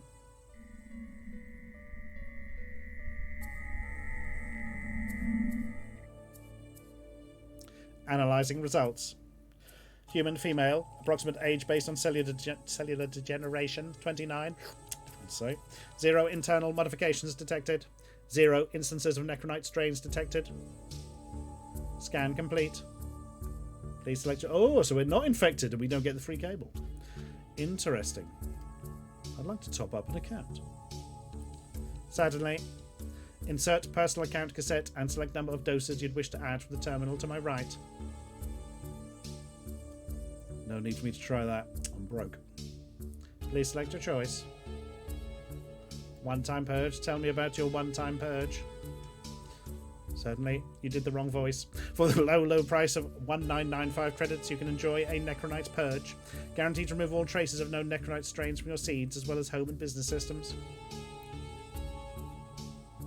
Compatible only with Arquebus brand and Arquebus affiliate hardware. Offer good for one dose only, non-transferable. Damn, I don't have that kind of money. Please select your choice. Can I use your communication system? I need to make an urgent call. Unknown input. Searching corporation database. Entry found. Article, blah blah blah. Communications are reserved for Arquebus employees and approved affiliates. Done. I wish to register a complaint. Certainly. Please contact the Arquebus Public Relations Bureau, Human Interface Services. To make a specific complaint about this outlet, cite reference number 19.829.17a when talking to Public Relations Advisor. Great. How do anything right now? Certainly. Return to your convenience and remember, choose Arquebus. So, it didn't find anything on the scan, but is that because we don't have anything internal? Do we need to, like, shove the panopticon at him before the scan commences? People in chat are saying so. Interesting. Right, let's do that. This would have been top-of-the-range hardware 5 years ago. Oh, okay. Right, let's bring him back, and we'll give it a shot.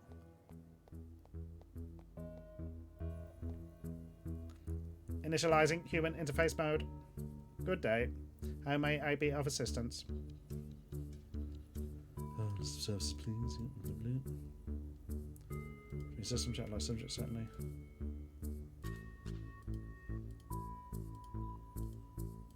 Oh, yep. It gives you the chance. Look. Commencing hardware scan. Analyzing results. Necronite strain 2.3 detected in Panopticon eVision 2000. Hardware not eligible for promotional offer. Oh, what? Please seek advice at your nearest public tech medical facility. Please select your choice. Bloody hell!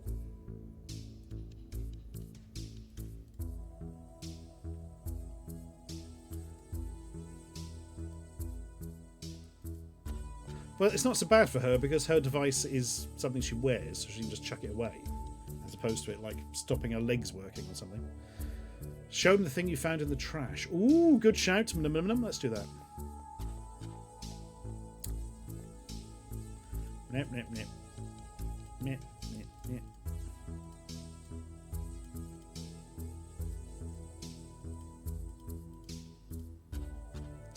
No. Come on. Commencing hardware scan. Analyzing results. Necronite strain 1.1 detected in Arquebus servo manifold. Oh, an older strain. Look. Hardware eligible for promotional offer. Please accept one interface cable with compliments from Arquebus. Please select... Where did she get it from? Hologram can't hand it to her. Right. Enough. Choose Arquebus. Yep. Okay. Cable. Oh, yeah. it just turns red, doesn't it? I keep thinking, oh, fuck's sake. I keep thinking there's going to be a little icon that moves with it.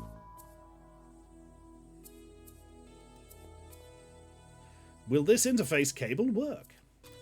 Looks about right. Now if you could just plug the other end into the machine, I can get started. Oh, and here is my idea if you want to use it. Thanks for the help. Right then. ID cassette. Way. I can call Lenti back now. Oh look, it's the Incredibles logo. Cora, what the fuck happened? My holophone is broken. Lost your call earlier. The job's still mine. You're lucky I'm a patient man. The course is yours. I know you wouldn't let me down. Sure. So, where are you sending me? According to my contacts, this guy has a place in the Griffin Apartments down in Old Baysville. Shouldn't be too far on the monorail for you, I think. I've got a contact ready to meet you at the station. Why? Got a special data tape to give you. It'll help you out. So check out apartment number 5 when you get there and bring me anything you find on the tape. Is that it? If it sounds simple, it probably wouldn't be, so watch your back, okay? Probably won't be. I want my best employee back. Sure, better get going. Good luck. Bloody hell, that was quick. To station!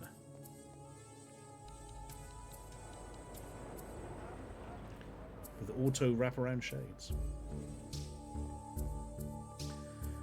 You're her, right? Must be. No one else ever comes here. Yeah, keep it down. Whatever, here's the data tape. Just plug it in, you're good to go. Thanks. Oh, the apartment you're looking for. It's right behind you. Excellent.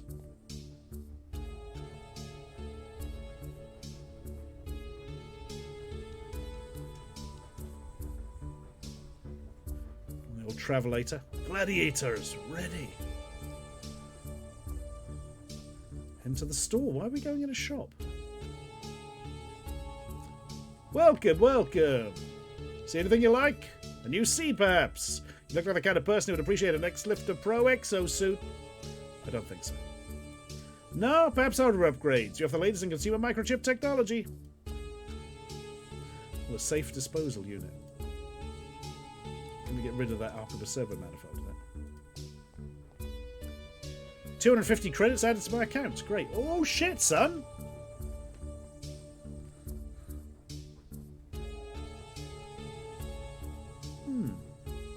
People mentioning flashback, yeah. Future monorail time.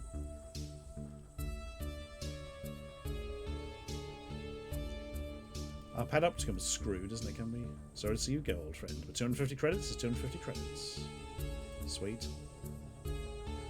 Probably best to keep the rest, I think. Can't look at the shopkeeper. We should probably save at some point, shouldn't we? I bet you need that right at the end. Oh god, don't. Go on the translator. Game saved. Oh.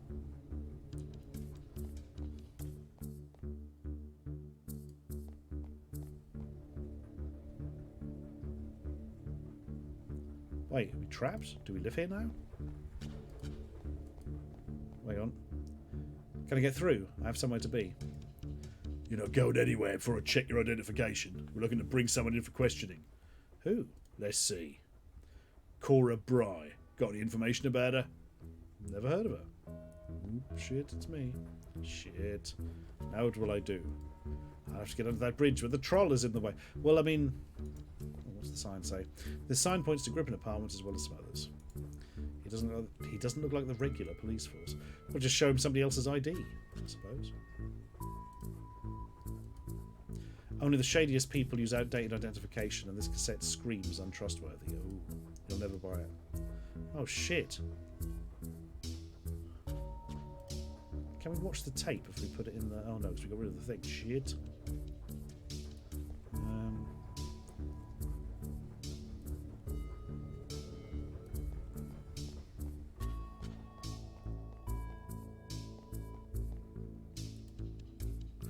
Hello again. Good to see you again. Coming with the voice you did last time. Feel free to look around. There we are. Well, I would look around, but there's literally nothing except a disposal unit in your entire shop. Right-click data tape. Ooh, good shout. Hives. The data tape is a built-in bootloader, perfect for accessing encrypted systems. Identification cassette belonging to the Seed Freak. Current credits 503. Oh.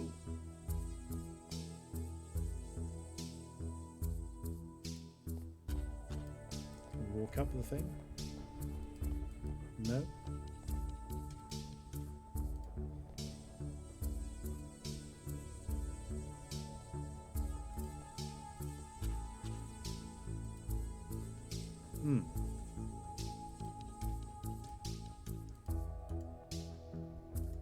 Bribe. And I'll just say, oh no, untrustworthy. Well, there doesn't seem to be a whole lot of options. We've got 4 items. Nothing else to interact with.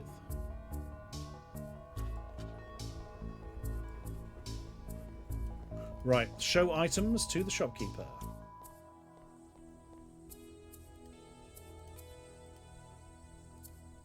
What do you make of this? Looks like a standard data tape. Nothing remarkable. Can you upgrade this? Like I said, huh? Fan of the old stuff, eh? I think it's time for an upgrade now. Ah. Sure thing. I can transfer your data to a microchip for 500 credits. I think I can scrape that together. Excellent. Pay me when you're ready and I'll sort out that upgrade for you. Great.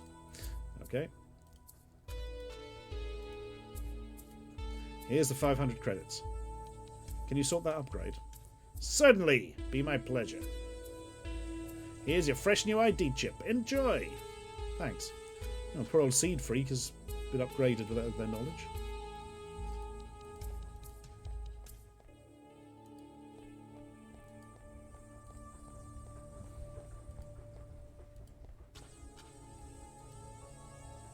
Oh, bloody hell, the inventory is a bit janky.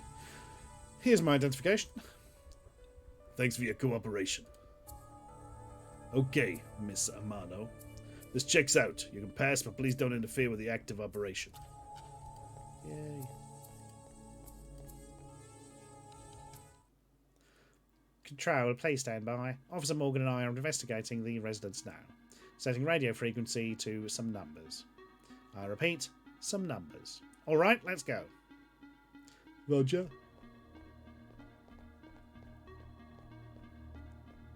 My legs don't bend.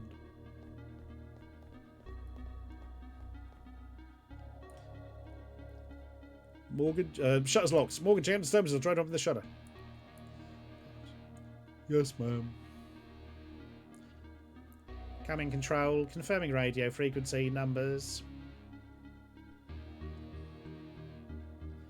Entering apartment, looks like control cabinet. Standard maintenance cabinet. Cables leading to the first floor of the apartment. Coming control, confirming radio frequency. Ooh, look at the trunk of the police car. There's a radio in here. Haha! Ooh. Apart from the radio receiver, there's not much else to see. Got the police communicator in here. No, well, the police are still hanging around up there, okay. An older model police radio looks like it still works fine. Let's see, this could actually work. Oh shit! I didn't pay attention to the numbers. Vid gold, thank you. 044297. Ready? Okay. Okay, what do we do now? I'll put it in and it's gone ready.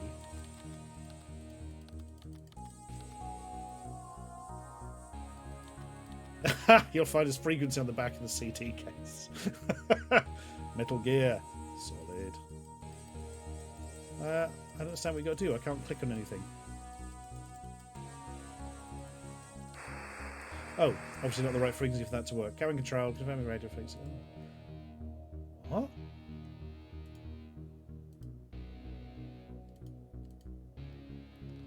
Oh, 44297.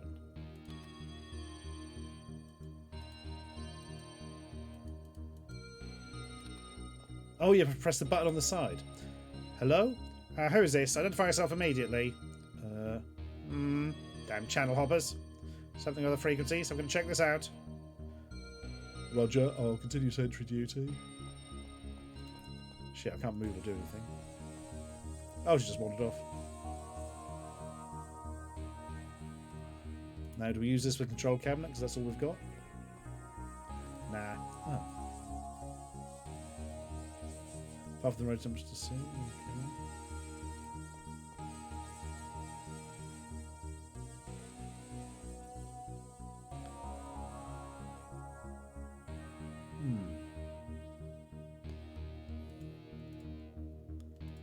Can we call the other one? Officer doesn't have a radio. Still too risky. There's more I can do. Right. Oh, hang on. Look at the car itself. I probably shouldn't tamper with it. Oh, God's sake. Oh, it's an intercom.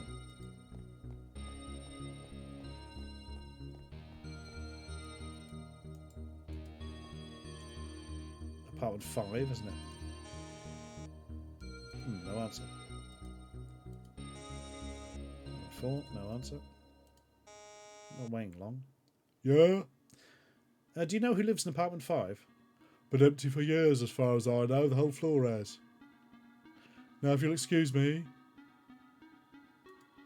Okay. No answer. Fuck off! Charming.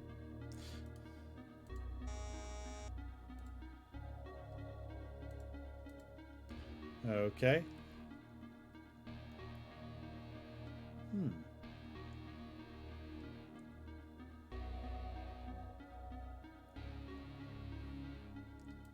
That didn't really do a whole lot, did it?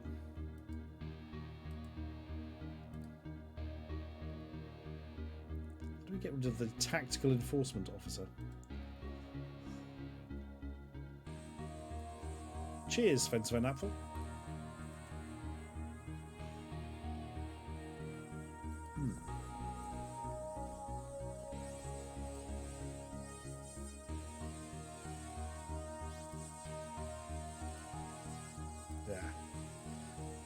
Right, let's keep pressing buttons.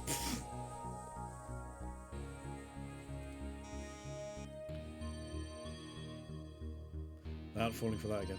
No. Again, really? I could use some help. If you're not the pizza delivery guy, then I don't care. Pizza delivery guy. Pizza? No, it's me again. Well, enough of you already. You won't be gone by the time I come down. Fucking hate this place. Ah. Calm down, sir. No, wait, he was more like, calm down, sir. Don't tell me to calm down. Really, I guess it's safe enough now. Go, go, go.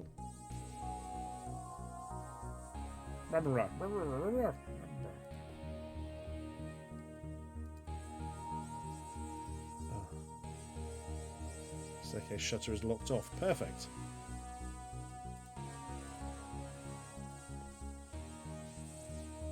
Well, hello, we're back here. Tenant notice. Fun.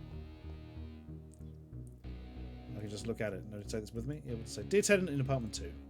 Due to a malfunction with the wireless shutter fobs, frequency has now been changed from 1289.53 to 1294.10. Okay.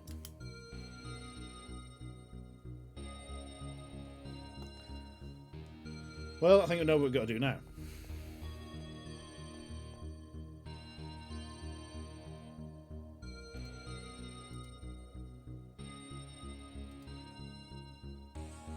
Oh, I ain't done shit.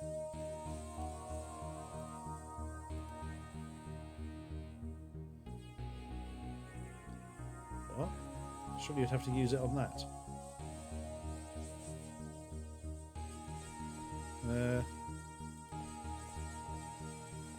Oh fuck, there's this thing, isn't it? Oh, is this what this is about?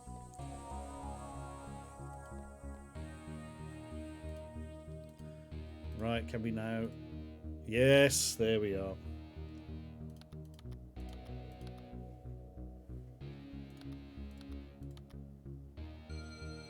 Bloop.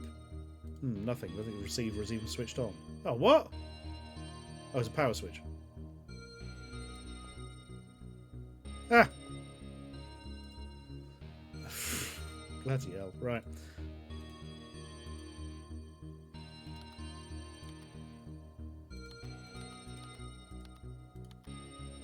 Bloop. Yay! Up you go. Yep, put the radio back.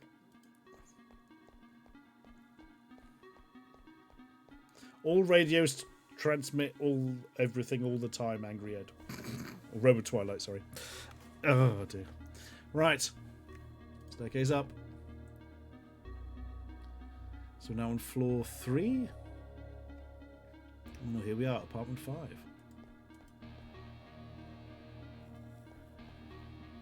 Doesn't look like anyone's home, so make my job easier.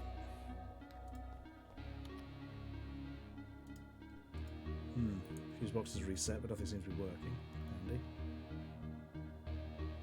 Something happened just there. Light switch. Hunt the pixel. Yay! What the hell is this place? So much hardware. Get the screwdriver from the toolbox. Screens. A blank. A schematic terminal. Standard keyboard attached to this machine. System isn't booted, can't do anything. Expansion terminal caddy. A hard disk can be placed in this expansion terminal. Screens are blank. Can we put the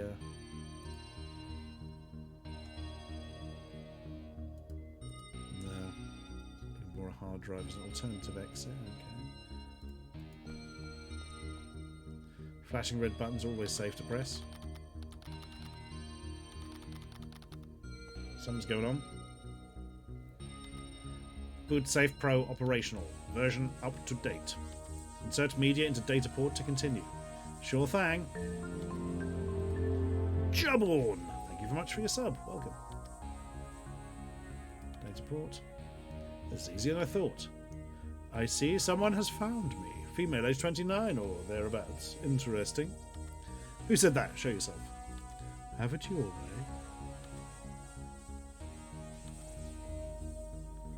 Caudal Jan? This name sounds familiar. I was told to find you. You have the cure. The cure? To what exactly? The band. To Necronite, of course. Head it over and this can end peacefully. Come on, I don't have all day. And how do you suggest I hand it over? You can clearly see I'm not even here. You must be. I was sent here to find you. Lenty said you'd be here.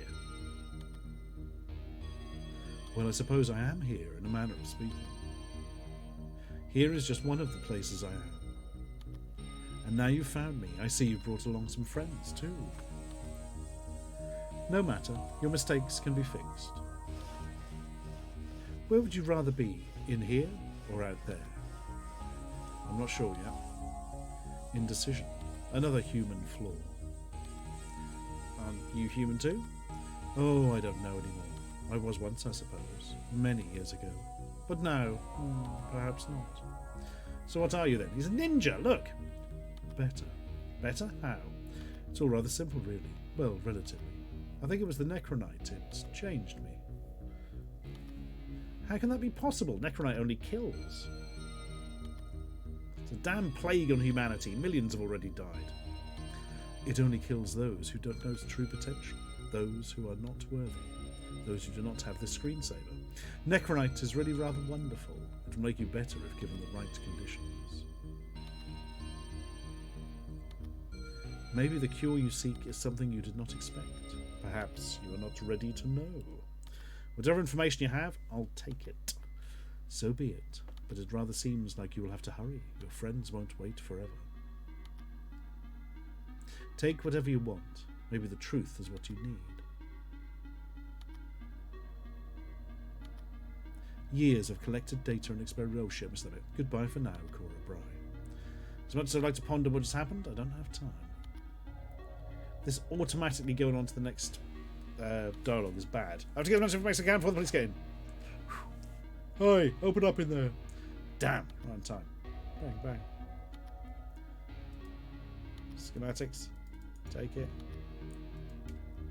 Worth saving to the data tape. Good, do it.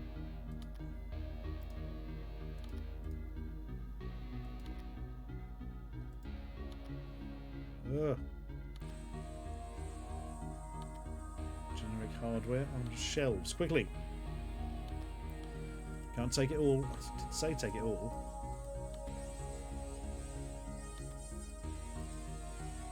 Ugh. I'll just remove the DAT tape. Data is fully out. I can transfer more. How? The system is idle. Oh, we got the inventory. There's a screwdriver, wasn't there? Yes.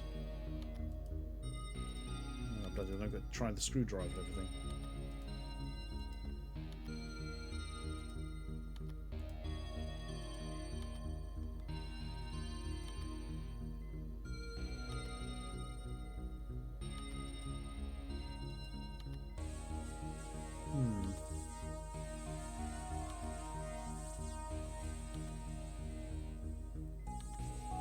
Not really getting anything here. Genlock Geolock hard disk. This hard disk might contain enough to fucking tell. Yeah, we've worked it. Oh, you got to click on the right part of it. That's a bit bollocks. What do you mean, nah? Only the terminal caddy. Hang on. Oh, God's sake.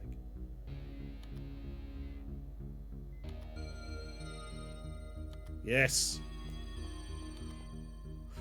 Might fit if this outer casing on the hard disk were removed. Okay. Outer shell of the drive has been removed. Yes, perfect fit.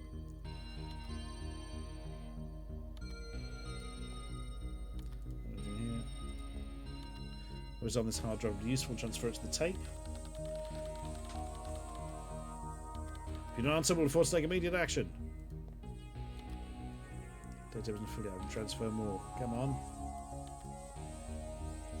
Data is already transferred. Oh, for fuck's sake. What else can we transfer?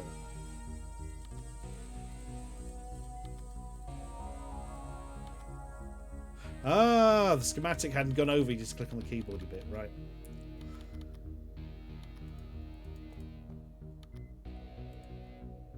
Time to get out of here. Quickly, turn the lights off. It will slow their following. It's already on. Fuck's sake. Just go. Shit, a dead end. What was I expecting? Hey, halt. Looks like there's only one way out of this. Action, stunt. It's gonna be pretty, but it's my only choice. So here goes nothing. Hey, don't! Shit. Ugh. Shit. Command, alert the Archivist Council. She's gone. Go to phase 2. Uh-oh.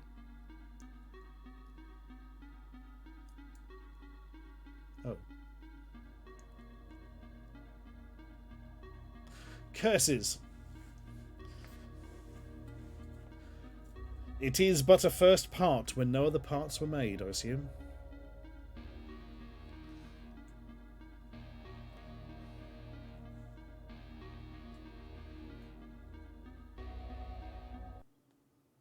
Oh, good God, it's literally closed the window. Bloody hell. Interesting. So, they were in on it. It was all a scam thing. Go to phase 2. Blah, blah, blah, blah, blah, blah, blah, blah. Don't really know. Very nicely done. Good graphics, good sound. Interface was nice, so it was a little bit fiddly.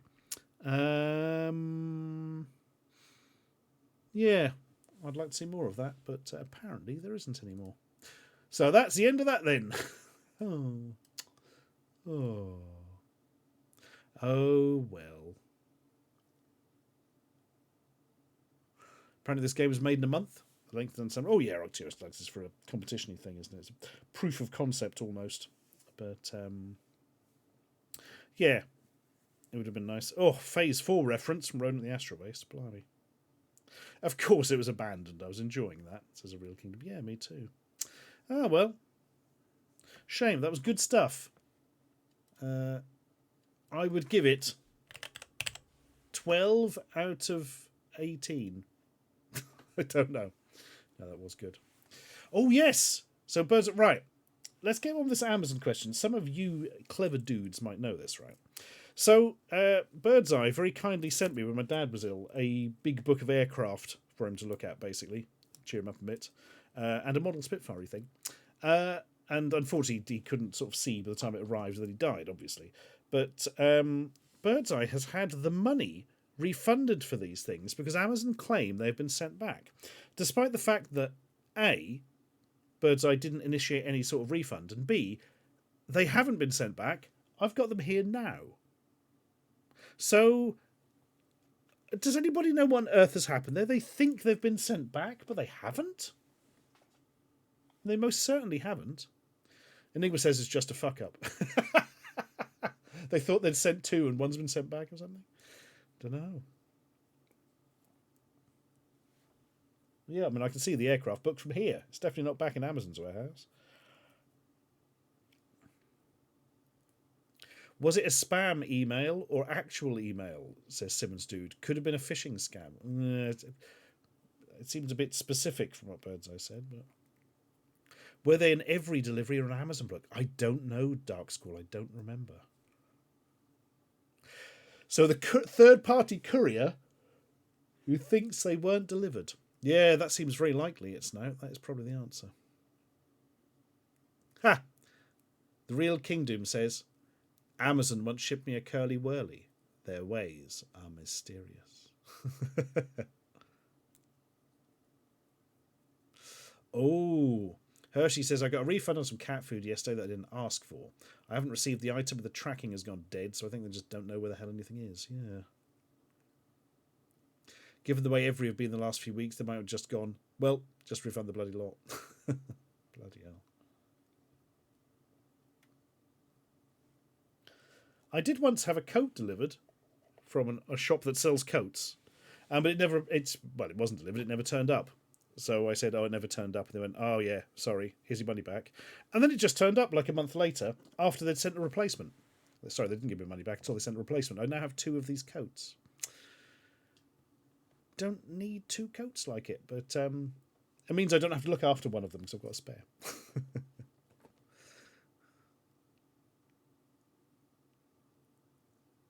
Hershey says, I had that with Zavi and a doormat, of all things. Interesting.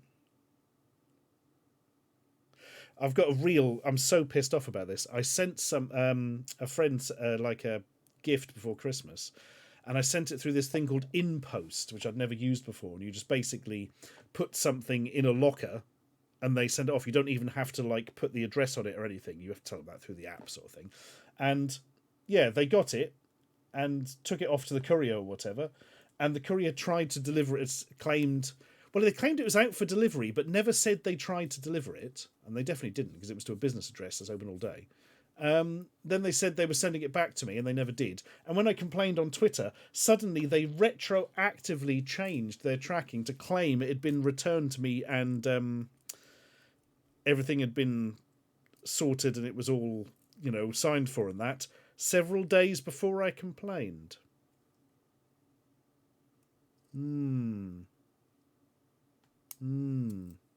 Still very, very annoying, that. Especially because it was a unique bloody thing, virtually. So you'd never get another one. Shouldn't have tried that bloody InPost thing. Yeah. Ask for a pod. The problem is, Aaron, there seems to be... They act as like this intermediary between the bloody... you and the courier, so I can't seem to get hold of anyone. It's absolutely dreadful. Absolutely dreadful.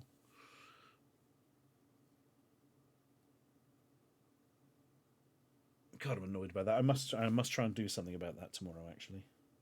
I just obviously haven't had time to sort of try and sort that out recently, but... Oh, bastards.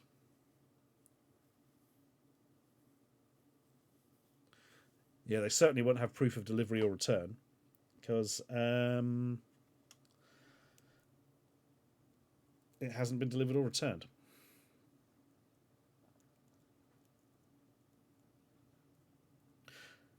See, I did hit them on Twitter, Sausage Toes, but annoyingly, I sent the wrong bloody screenshot. But they never got back to me, but they did suspiciously afterwards change the tracking. So I don't know if that's a thing or not. Frustrating. Yeah, I must try chasing this up.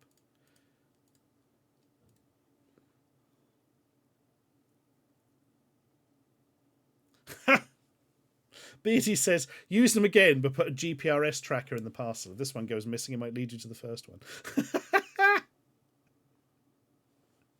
Bloody hell. Enigma says, Amazon have warehouses full of returned stuff, often from mistakes. Yeah, I've got boxes of some of it on the channel. Yeah.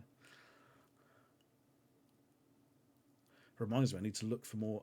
Oh my god, this.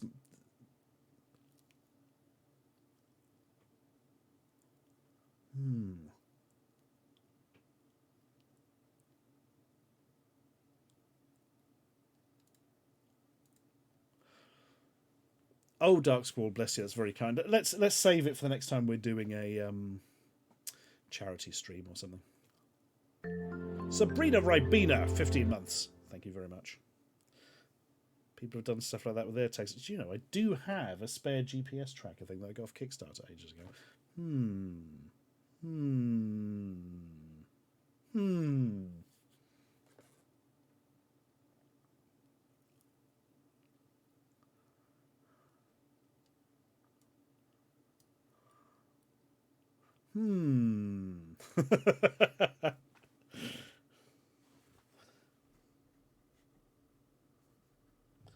Yeah, I'm going to have a think on that. That'd be a video, wouldn't it? Apple AirTags work for that, do they? Oh, interesting. I don't really know much about those AirTags. They're apparently not very good.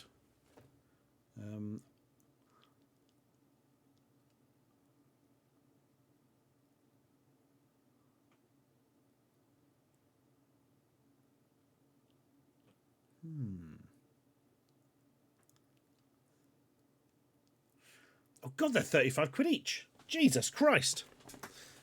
Well, of course they are, they're Apple. Bloody hell.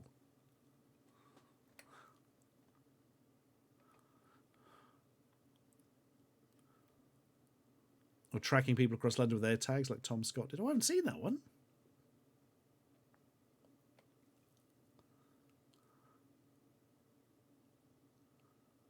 Ooh, God. Real Kingdom says, Amazon did ruin someone's Christmas year before last.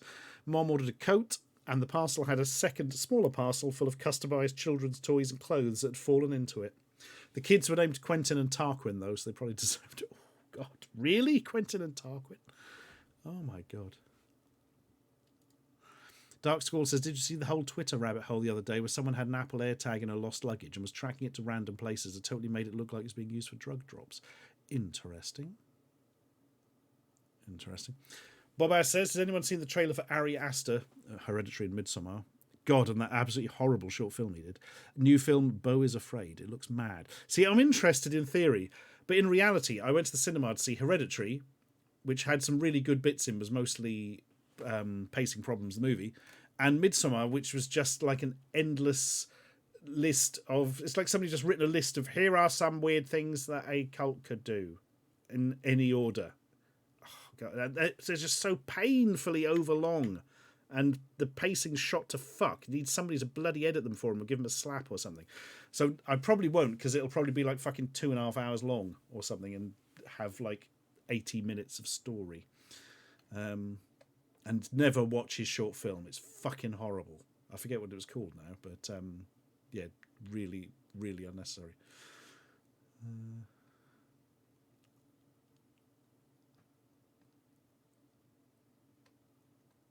Oh, Rias ordered a He-Man Masters of the Universe Origins Castle Grayskull last year. Cool.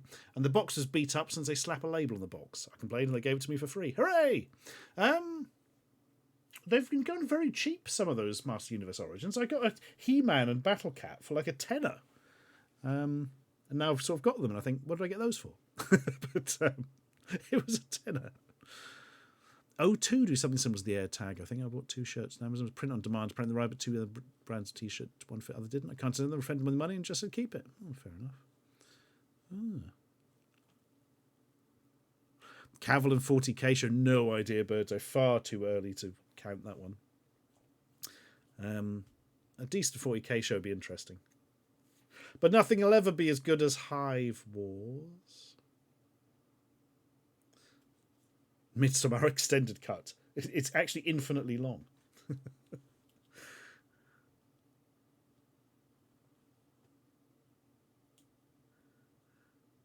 Oh, Hobbs Barrow. So good, Lady Mage. Yeah. It's superbly done. Yeah, it's all down to the character and the writing, that one, isn't it? It really is.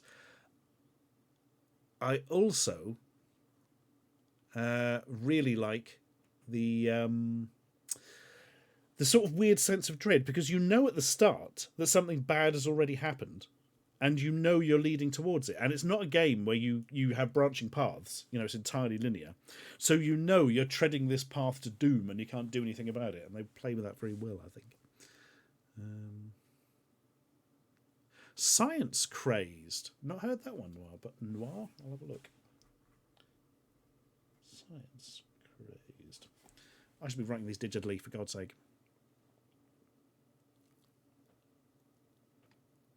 Have you got Hawkeye yet, Mentis? Did you ever get the Hawkeye? And weren't you after a Psylocke, or was that somebody else? They did do a Psylocke recently, but it was like just in like generic X-Men uniforms. So it was all a bit, yeah. The Strange Thing About the Johnsons. That's the one, Amiga Square. Yeah, that is not an advert. Seriously, really, what the fuck's going on with that? Frankly. Oh, Hobbs Barrow is so good. Girl the Dragon 32 really is. Ah, good. I'm glad Hawkeye has been sorted, Mentis.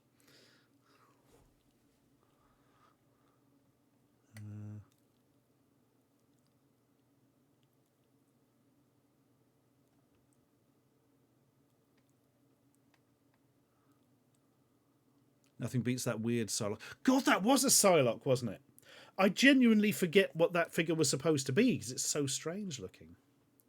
Primordia. Ooh, I think I've got that Real Kingdom. I think I got that in the sale. Hang on. Primordia.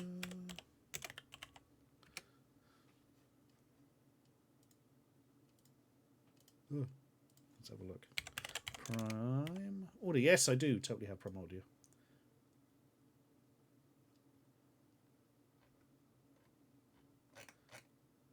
Currently on sale for an amount of money.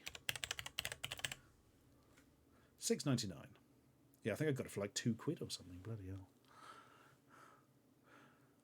Oh, please do, Noir. That'd be excellent.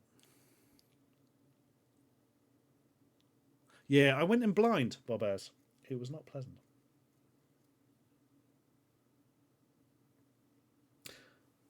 Lucy Dreaming. Ooh, I don't know that one. The Couch. Hang on a sec. Lucy Dreaming.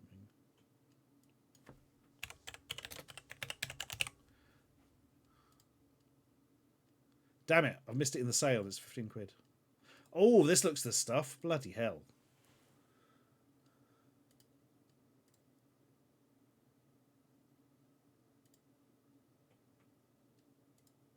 Yeah, I like it.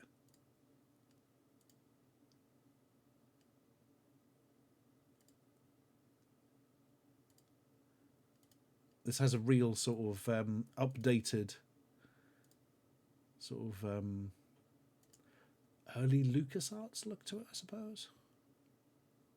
Right. That is going on the wish list, if I can find the button for it. There it is. Bonk. And I'll buy that when it's tuppence halfpenny. Or, well, when it's reduced a bit. The Lost Crowd. Did you tell me about that one, Noir? I've got that, I think.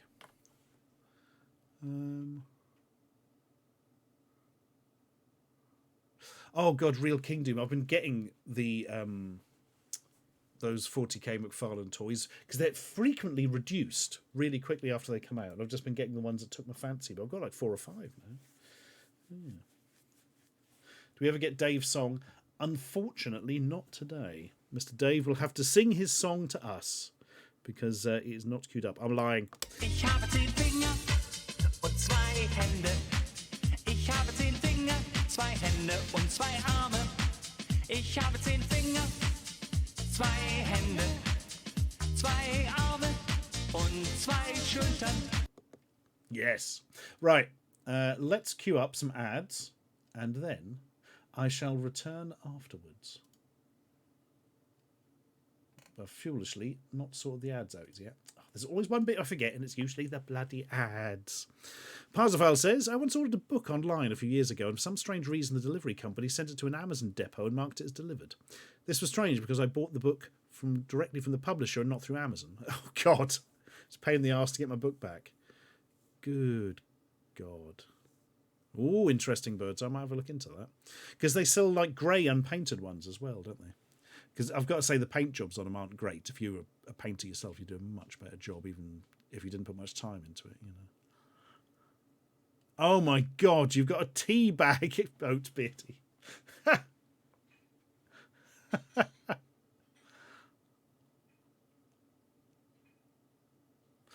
Mega Square says something by the unwieldy name of Skinnamarink.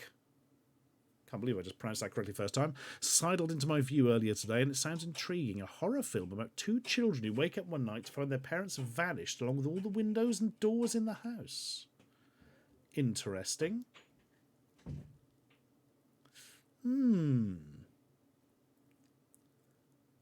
Skinnamarink. Interesting.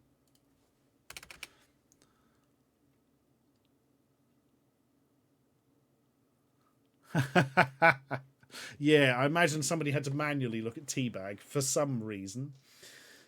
I couldn't possibly guess why.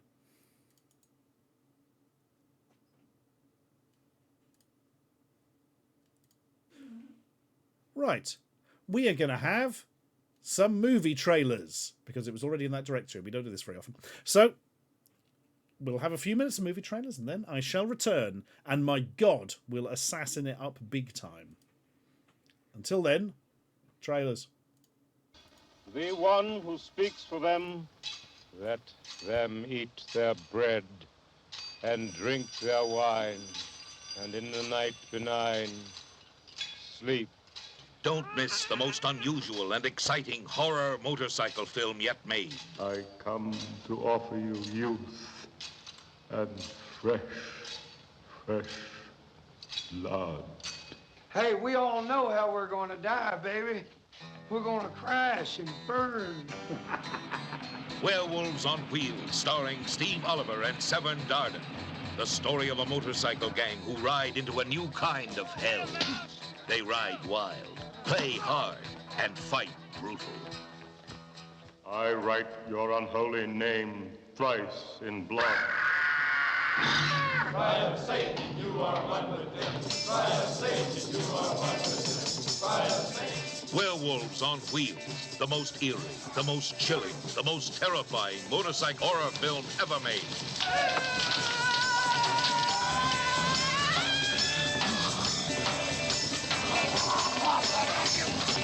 Their survival was the torch, as one by one they became terrifying, bloodthirsty werewolves on wheels.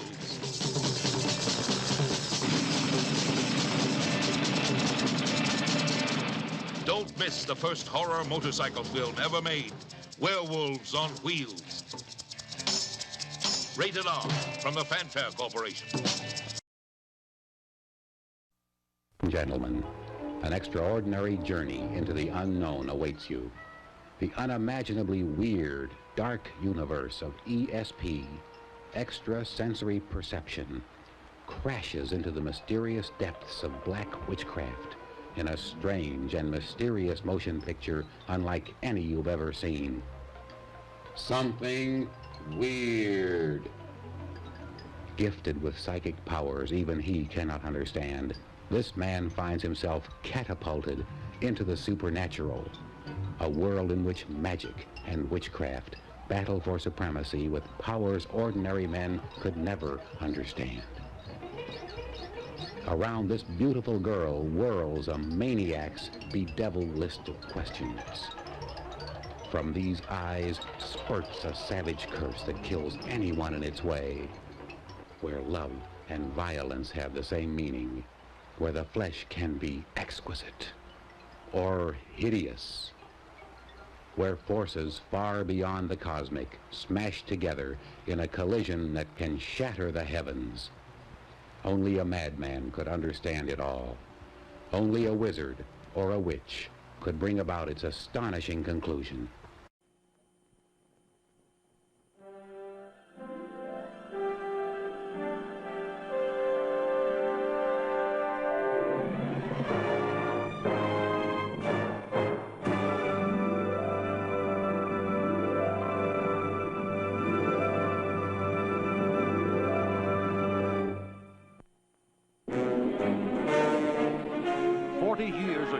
was the hero of the day until the system knocked him out of the skies. Flying without a pilot's license. Wearing underwear in public. 40 years ago, he said he'd never fly again. And for good reason. I couldn't even tell the good guys from the bad guys. But when his country calls... We need you badly, Captain Invincible. We need you now. Real badly. When the evil Mr. Midnight threatens America. Today, New York. Tomorrow, the world. It's time for the return of Captain Invincible, the hero who's forgotten how to fly, how to use his amazing computer brain, forgotten how to control his magnetic ability. What the world needs now is a shining hero.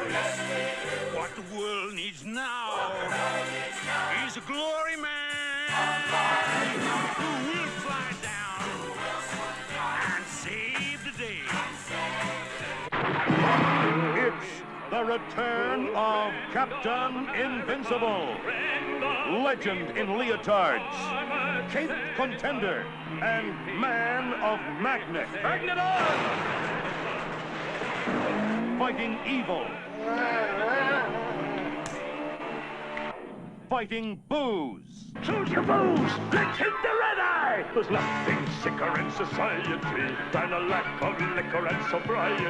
So, drink, drink, drink, drink! And fighting bull. Bull, bull, bull. The return of Captain Invincible. Everything's going to be just great again. Captain Invincible, that's so. Half man, half beast, all monster, the Twilight People. Matt Farrell, soldier of fortune, plucked from the depths of the sea, plunged into a nightmare of supernatural science. You are to participate in the single most important scientific event in the history of life on this planet. We can do it here. And I don't even get a formal invitation. Would you mind lying down, please? From the cave of cruelty they came. Test tube terrors evolved from evil. From the fortress of fear they fled. A herd of howling horrors thundering through the jungle. A savage stampede hell-bent on blood. Human desire. Animal lust.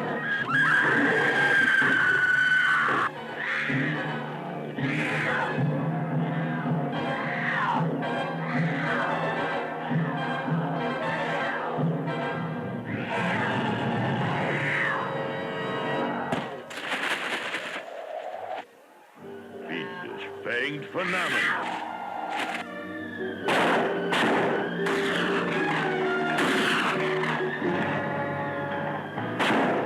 Screaming demons screeching through the skies.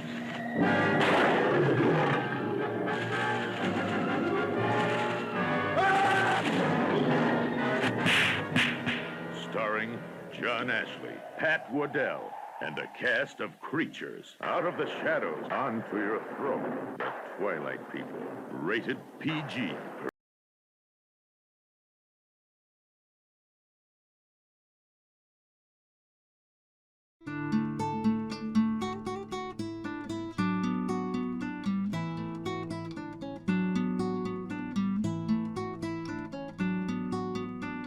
Let's rock.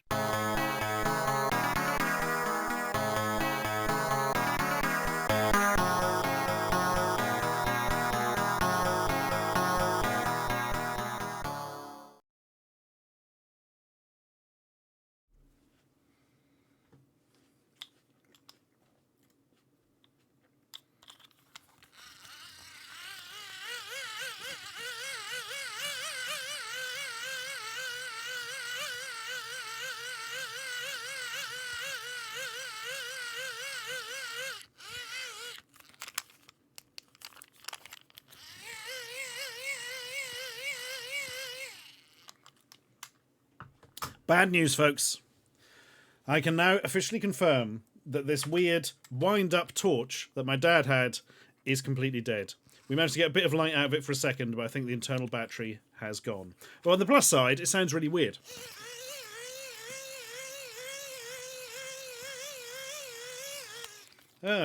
Tremendous. The fun we have on stream. The worst thing is, I've had 2 bites of an apple and the bloody goddamn trailer's ended. Ugh, what a world. Right. Anyway, let's play some bloody Orc Attack as the gods demand. Plop. Warning, I may be taking another bite of an apple now. I'll mute it.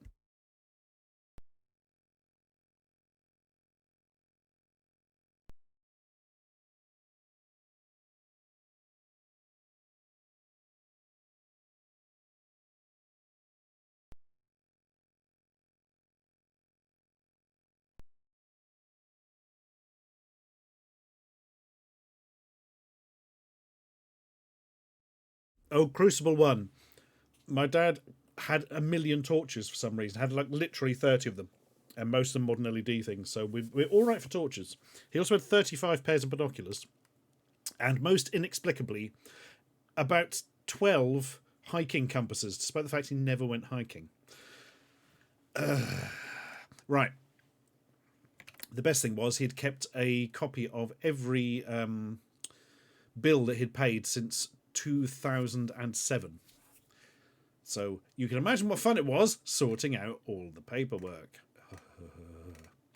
Birdseye says, holy actual shit, my old man was used to shout, Magnet on! I never knew what he was on about. Decades later, turns out it's from Captain Invincible. There we are! A family question answered. My God. Right. Oh, I do still have the Children's Army face torch, Rich Davison. That is just over to my left, actually. Yeah. Now, Amiga Square, that remix music comes from a remake of the game for PC that isn't very good. Oh, God, Birdseye, he had another 3 digital cameras, but he liked non-digital cameras, and I thought he'd have a load of them, but he didn't. He only had like 3.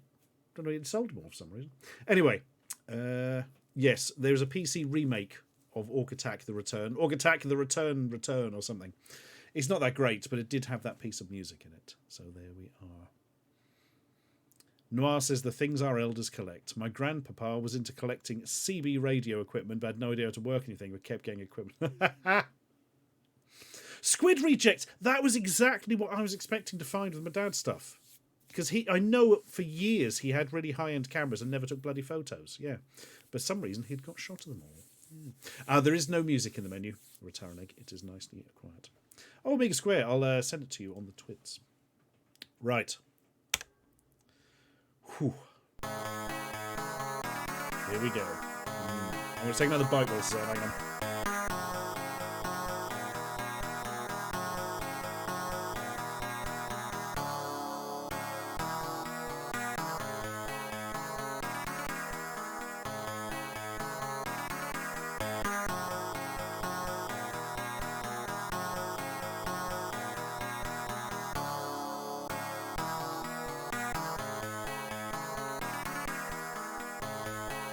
Right. Oh my God, full install. I've got a box of those somewhere. Someone just gave them to me once. Let's rock. Yes, let's. Rocky, Rocky, Rocky, drop it on your face. And then at the end you'll say, you'll never defeat my kind. Right. Piss! That was not the plan. Oh, God damn it. Oh, thank God it was that side.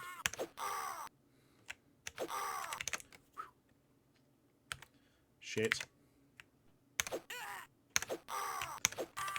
Oh, this is a poor display.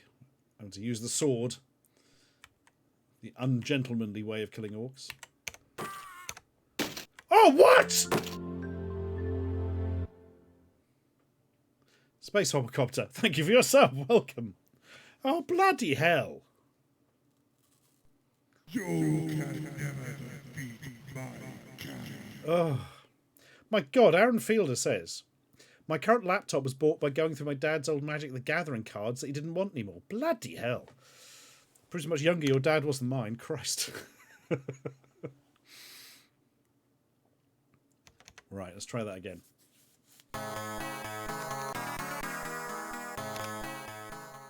I just somehow timed that on the exact frame where it didn't work. Right. Bloody hell. Oh, shit, bums.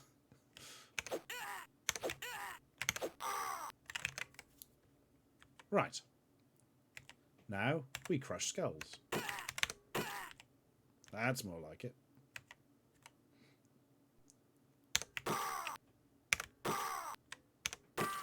It's working perfectly now, like it was before.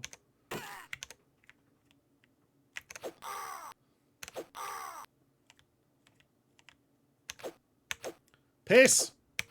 The fucking bloody hell happened there? It's all going a bit fight at the end of the Phantom Menace. Oh shit, the sword's run out. Quickly get it back. Ah! Bloody hell.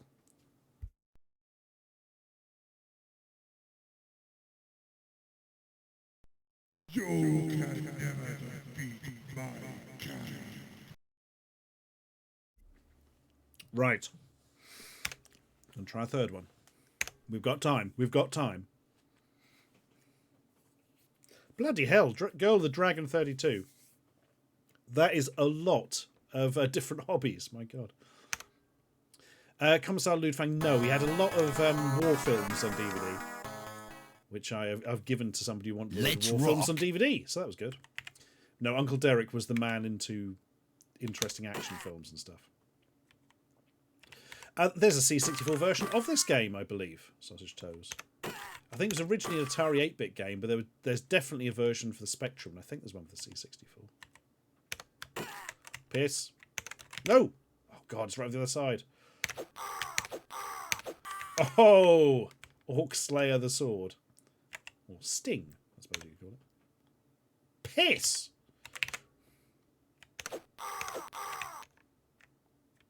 Oh, bloody hell. In theory, you can bang them with the rocks when they're coming along next to you, but it's incredibly risky and not advised. Come on. Where is it? Yes!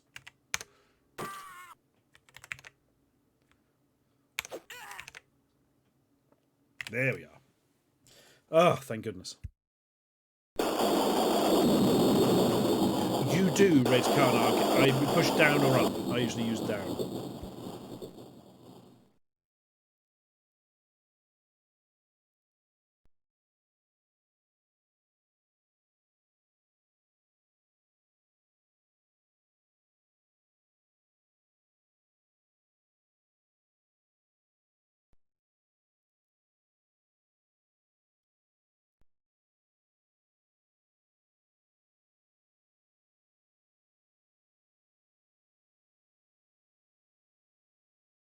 Right. I've now eaten the apple, so we can get annoyed with the way this is impossible. Yep, there we are. Brilliant. Oh, God. Bloody hell. Oh, fuck's sake. Ah!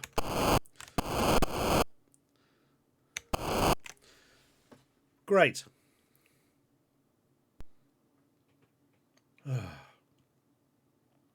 Full Install says, my dad had 4 massive volumes of The World of the Children, which explained everything from making Yorkshire puddings to how lightning works with accompanying photos. Blimey. Oh, that's useful, Birdseye, yeah. God, some of those weird 90s camcorder formats, you have to basically...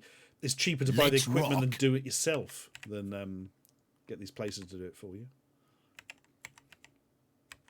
Enigma, technically, I think I own a gigantic set of... what's the big encyclopedia company? One of those. And it's in like a big case and everything, but I mean, it's obviously farcically out of date. Encyclopedia Britannica. That's it. Yes, Birdseye. Aha, I remembered it before somebody said. That does not happen often. Oh, shit. That did not work so well. Nice. Have that, you bastard. Yes! The most impressive thing is that the Squire chisels all the rocks to be the same shape for aerodynamicness.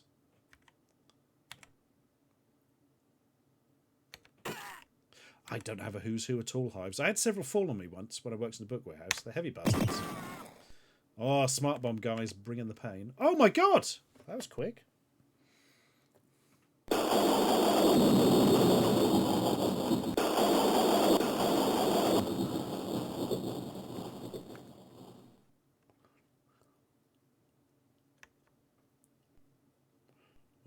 Let's rock. Jeff, what's what? Oh, it's huge.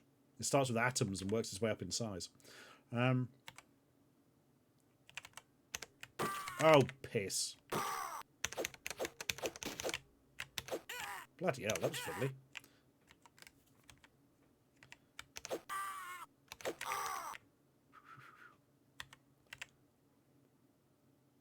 How to do just about anything. I might have a copy of that somewhere, Hives. My dad used to.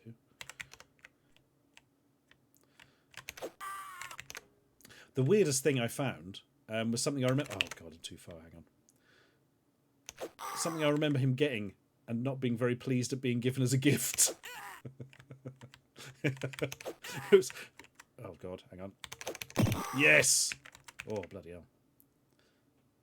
Very weird bit of memorabilia. Oh, bloody hell. This is getting a bit fiddly, isn't it? Here we go, boys. Oh,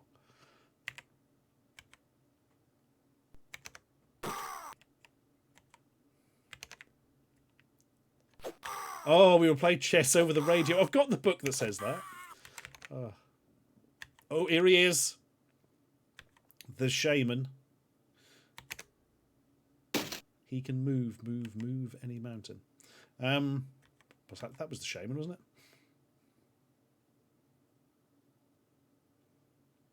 Ah, nothing like a good old slab of asbestos, Rich Davison, yeah. Oh, it takes ages, this. It's not difficult to avoid the ghosts at all, but it seems to be predicated on the fact you'll get bored and take risks, you know. Yep, Commissar Ludfang. I think they had a big fight.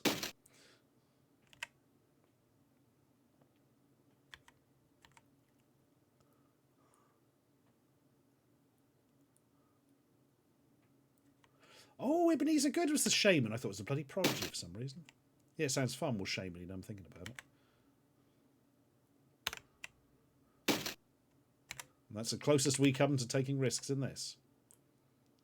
So if he didn't have that bloody spine of night over his head, it would take a couple to take him down.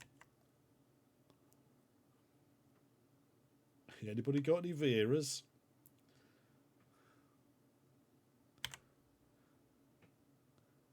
Lovely.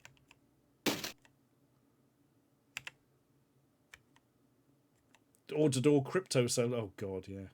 Have you heard about our Lord and Saviour, Logan Paul? Come on, must be nearly there now. Wait for this spooky boy to go. Whoa, shit! Oh, I didn't think he was coming over that far. Bloody hell, I was about one bloody stone off killing him as well. Oh. Good God. Totally misjudged it. Goon will do.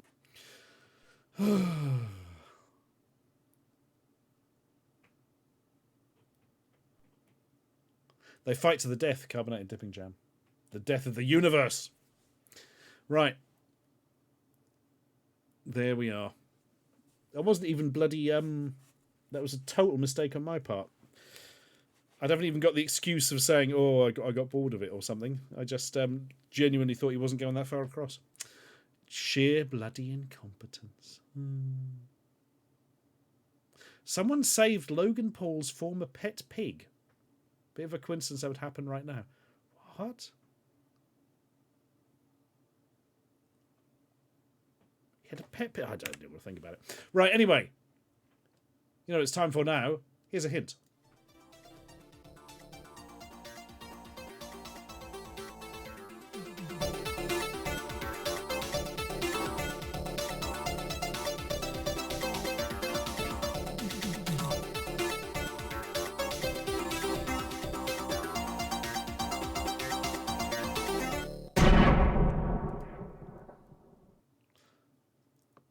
Yes. Disc 199. Somebody, he abandoned a pig. Christ almighty. Popcorn. Oh my god. Popcorn the game. That looks fucking mad. Defender. And another fucking version of Mastermind. I would say another fucking version of Defender, but pretty much all the versions of Defender have been good. Yeah.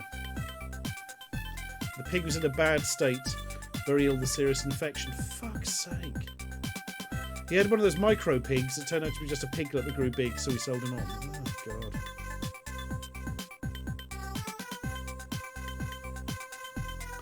Oh, depressing. Right. JLL, one known space heron, suddenly meteor flies and meteor swarms, flies to the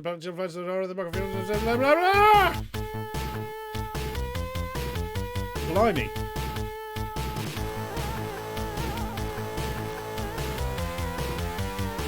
Yeah, I don't see why not. Squid Reject. Why is this so loud?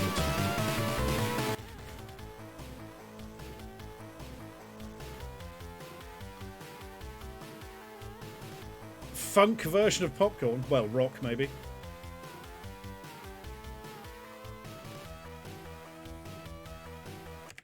Sorry, just going to see if I can rip this music. There is a built-in ripper, unbelievably, in the emulator. Oh, I've got to remember where it bloody is. The problem is emulator is everything's all over the shop. Got it.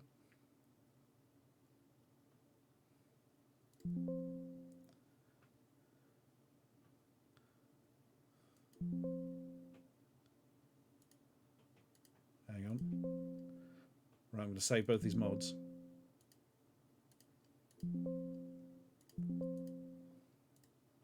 There we are. We'll see how that works later. Right. Oh god, it's Yolanda. This is Yolanda's mad sister. Yolandi.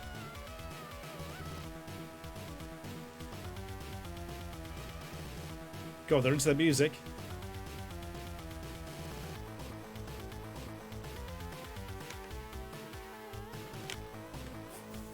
Fuck.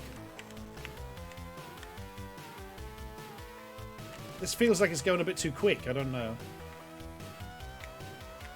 Ah, if you wait till the popcorn pops. Oh, some of it's overburnt. Look. Popcorn looks more like baked potatoes, which is something of a problem, I feel. New stage.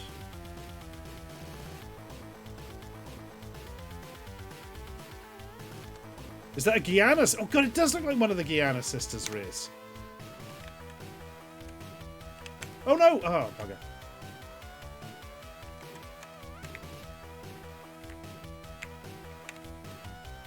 Oh shit. Bloody fish bastard. There is a gem. What? Gem shoots you ahead 3 stages or something. Not very good if you're doing a score attack.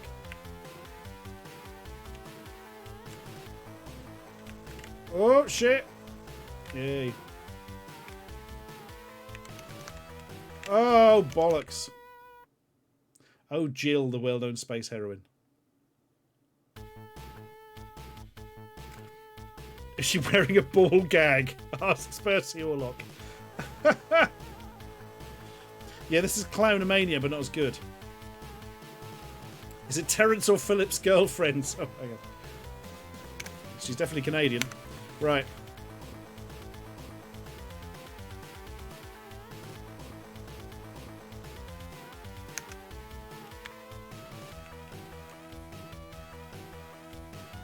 Oh god.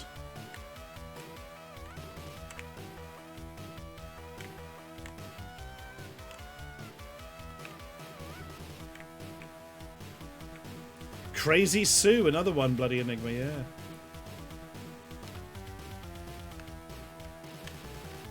Really annoys me you don't automatically pick up the first one.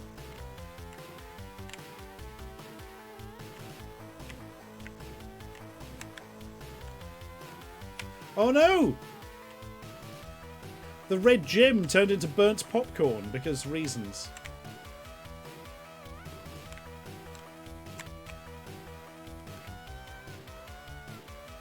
Do you think they did this on purpose because they knew the assassins had used popcorn on so many bloody compilation discs?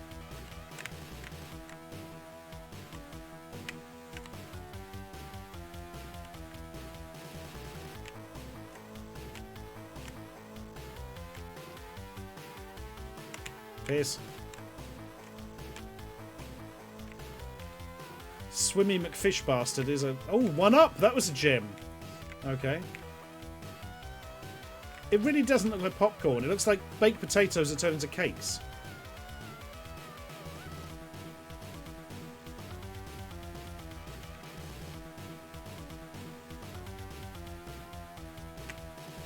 Ah, we're on the M packets.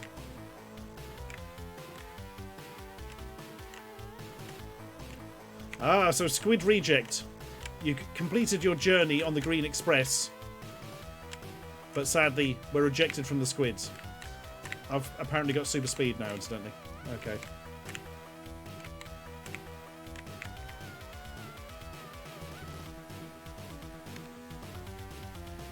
I feel like we might have to try this in A500 mode.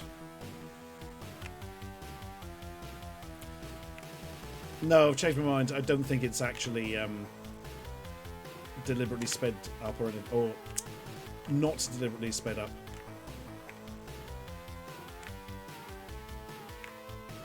This is one of those weird games where if you think about it too much, it's harder than if you just get into the zone. We have to find that when playing Street Fighter 3. Oh, thank you for the raid, the Impressionist. Yeah, the music's getting on my tits a bit. Oh god, look at this! Well, that's terrible. You can get stuck in the transport tube.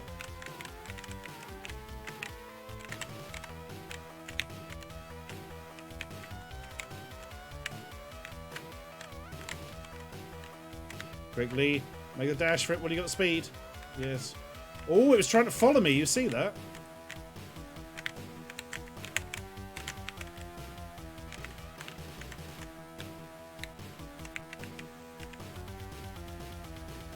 Oh my god.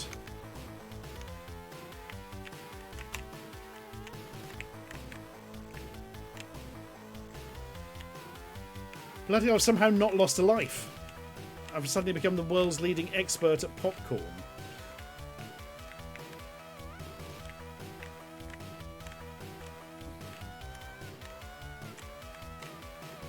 Oh shit.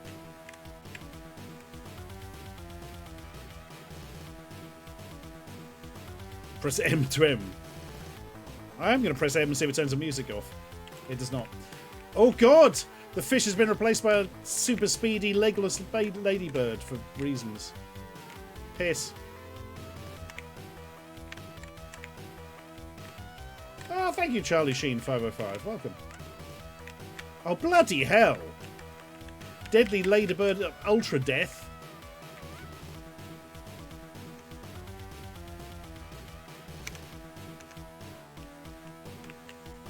Yeah, ladybird is too swift.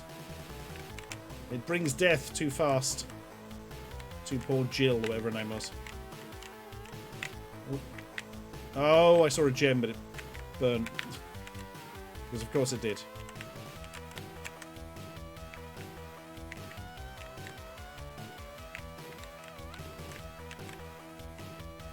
Oh shit, how could you dodge that?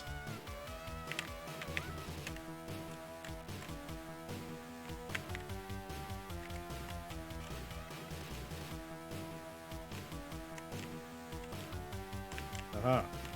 We have some protection from it here, but not for long.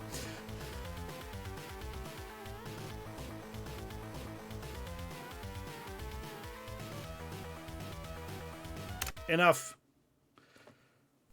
We can press the button to stop that. Oh my god, that's an experience. I mean, it's not great, but it is considerably better than most of the Assassin's games we've discovered. So, yeah. I reckon that's a high 3, that one.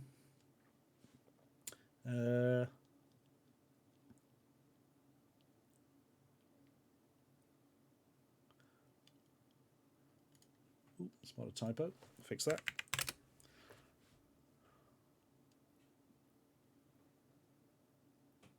Amiga arcade games. What's the Amiga arcade? What am I? I'm missing something there, I think, Enigma.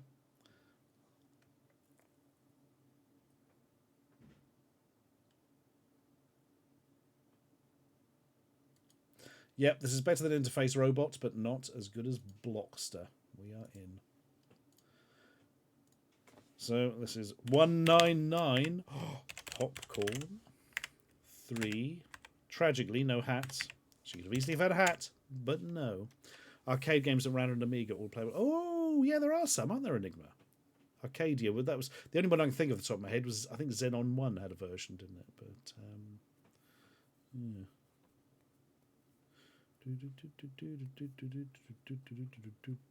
Right. Just Mastertronic and Melbourne House games in a cabinet. Just what everyone needed. Oh dear.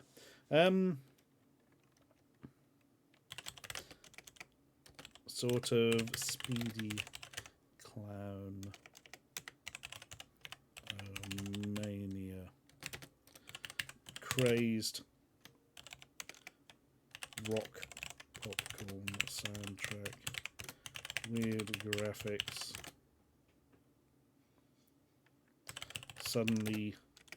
Suddenly too hard. That's what it sums up, really.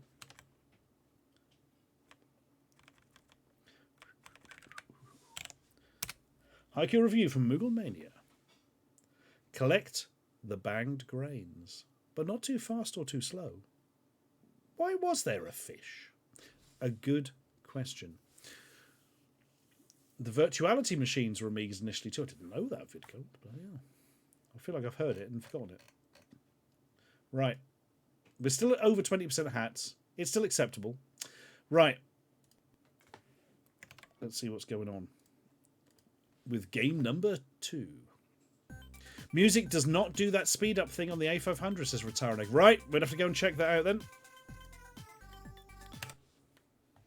A1200 unfriendly. Ratsoft presents Ratsoft prevents Defender. If you try and make Defender, Ratsoft come around and smash your hard drive up. Right. Begin one-player game, that'd be nice. Yep, this is a pretty good version of Defender. Well, that was easy. What was it about Amiga programmers being able to do really fucking good versions of Defender?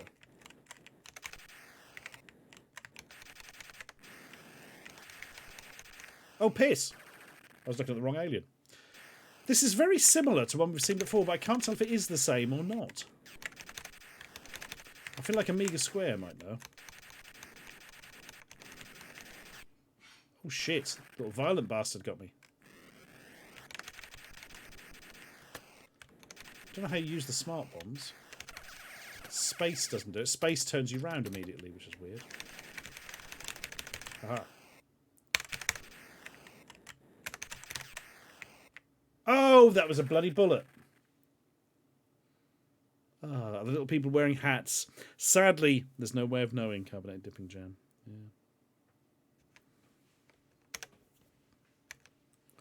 This is a perfectly good version of Defender. Pretty good, actually. You really are spoilt for PD Amiga Defender clones.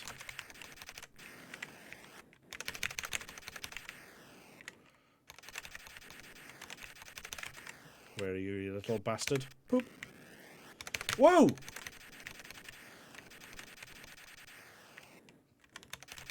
Oh. I have to check the controls after this just to check the smart bombs work. Sweet.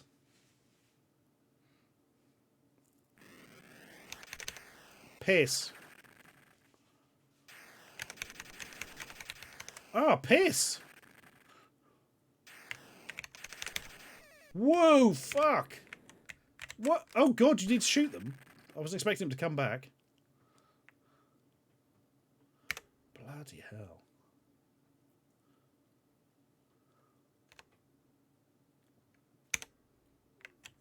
Oh, it loses all the points for this. Oh, mind you, it's got weird symbols, so okay, I guess I'm back. Right. Set keyboard controls, please. Up. Oh, do keyboard then. Up, down. Thrust. What? Reverse, oh, I see. Smart bomb. Hyperspace. Oh, God, it's got hyperspace.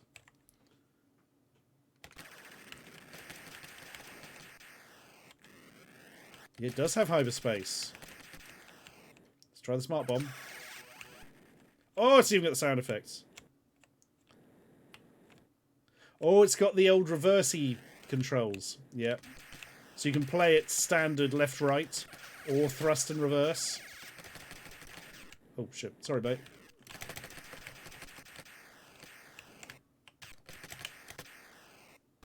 Bollocks.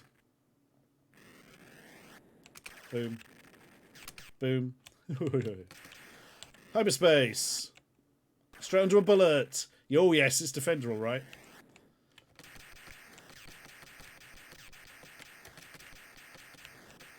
Oh, bloody Guardian's brilliant, Amiga Square. Oh, that's something we should play on stream at some point. As you say, the only reason for owning CD30, or the best reason, fair enough.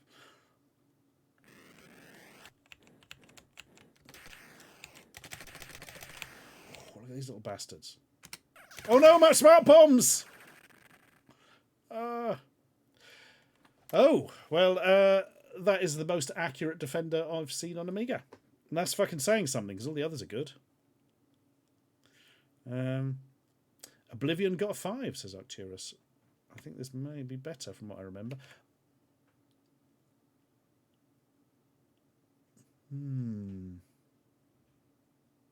Weapon Master, that's cool. Good work, Namco's. I think I've got an Amiga drawbridge, but I couldn't get it bloody... none of these bloody disc things ever work properly for me.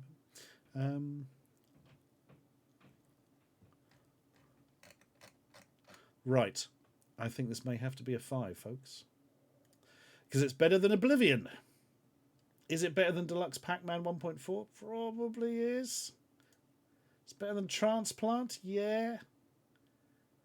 Is it better than System 4? Fuck, System 4 was good. I still have a copy of Jet Strike for CD32 Clockwork.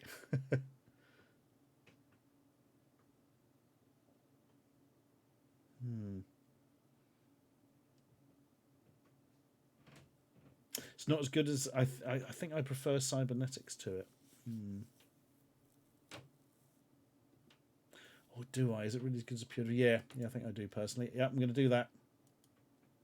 Plus I like a bit of originality. But hey, Disc 199 gives a 5 to whatever the hell this was called. Oh, they just called it Defender, didn't they? Hat? No.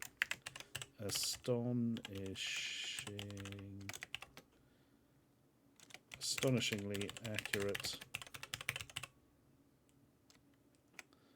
arcade conversions. All I can say to it, really. Yeah. Haiku review from Mugglemania. A good Defender, but nothing special in that. Nothing wrong with it. Amiga Square says CD32 Jet Strike, like original Amiga Jet Strike, is flawed but utterly charming. And he said, yeah, I can never really get on with the CD32 version. I played the bloody, just the A1200 version for ages, with all its 3 frames a week. Right, this has been an impressive disc so far. Can they keep it up with the shit version of Mastermind at the end?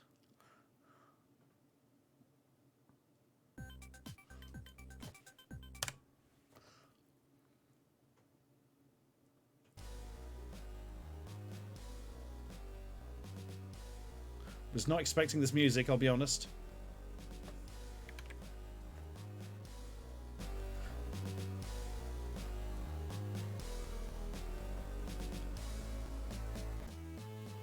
Ha!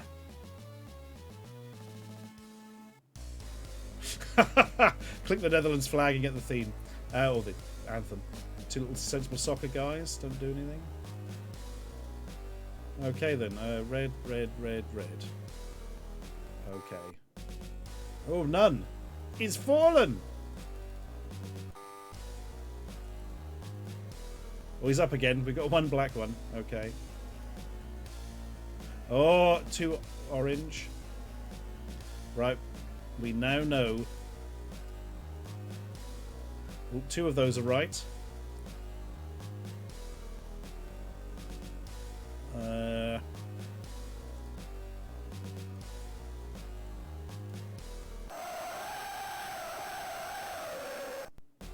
Yes!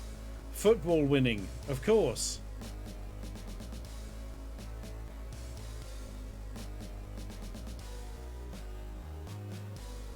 Oh god.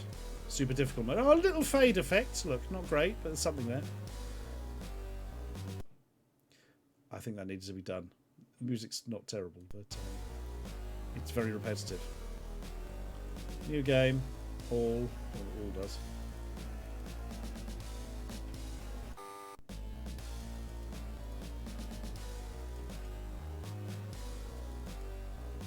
Aha!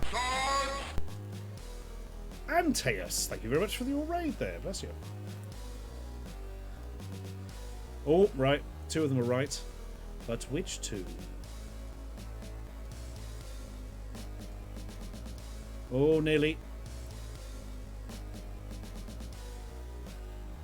Hang on, the black must have been right in the right position because look, we've done all 4. Ah, shit. So this is actually worse than that one. So let us try. Oh no, that's clearly wrong.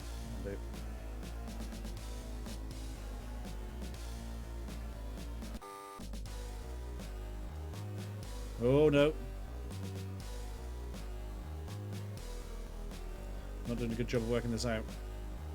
I think it might start with the green. Then I think it's blue. Then I think it's orange. Then I think it's blue. Damn it all to Hades!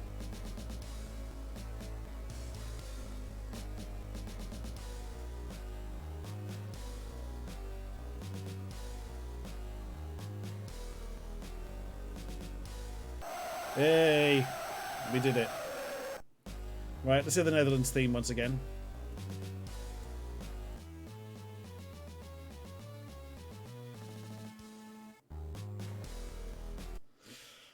Well, that was a quick one. What's the highest version of Mastermind we've got here? We'll work it out from there.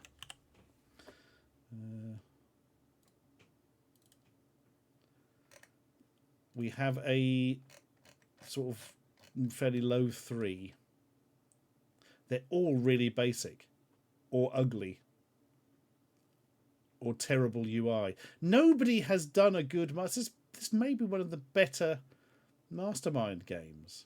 God. But then again, it's pretty basic. So...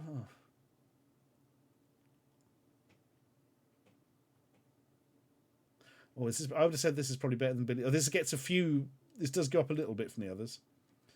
Pod. Oh, it's not as good as Pod. It's better than Billy the Dragon. Oh, there we are. Christ. 99. Mastermind, I believe that's called. 3. No hats. Weird. Basic Mastermind with few options, but heavy soundtrack and football. Chant. Netherlands. Ha! Hiker review from Middlemania. A game with Dutch pride. When you can master your mind, you get football chants. True. Rufus Omega, it's to do with having a decent user interface, have it not be grotesquely ugly with weird colours, and have a lot of options. So you can add the amount, change the amount of colours, change the amount of pegs and all that kind of stuff. This one has at least one option. So that is the best Mastermind we have had thus far. Well done, Disc 199. Bit of a weak one at the end, to be honest, but still all right. Oh, it's Mastermind in 2 words. Shit. Hang on.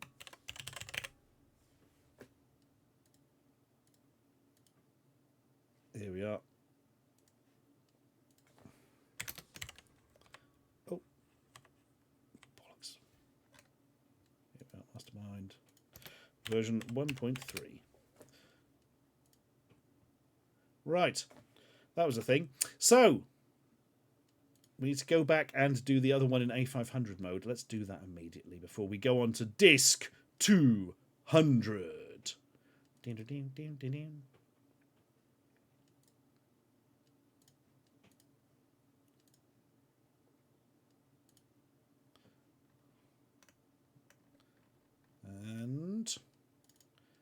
Clickety click.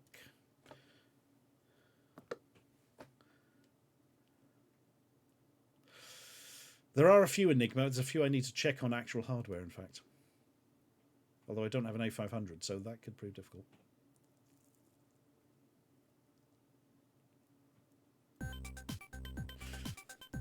Right. Prepare yourselves some more popcorn.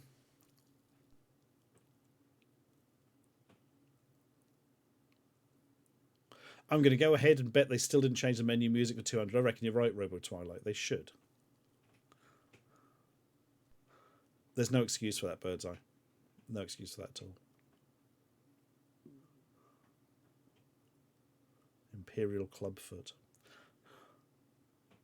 Hey, look at this. There's enough time to read everything.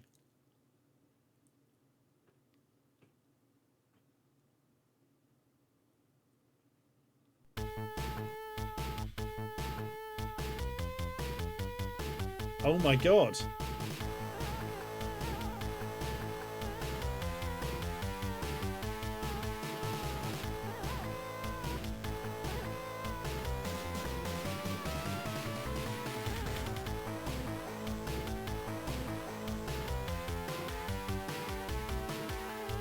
No, it doesn't speed up weirdly. No.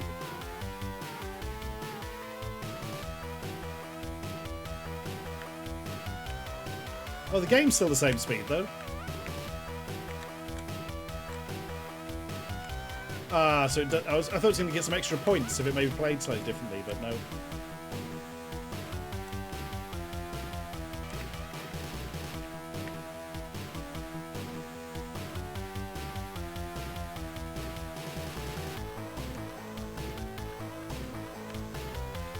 Oh, you just have a little glitch rather than a massive speedy boy.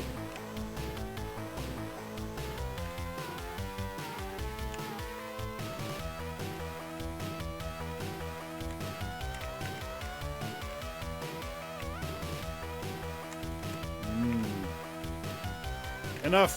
We get the idea. Okay, that's all right. I can dig it. I'm just going to go back to the other one. Because it is time for... Holy shit, guys. Disc 200.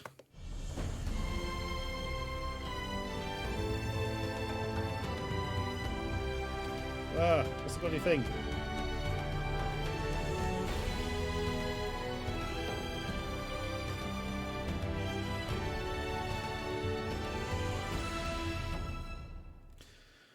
New music? No, of course not. It's Fogel Sharky again.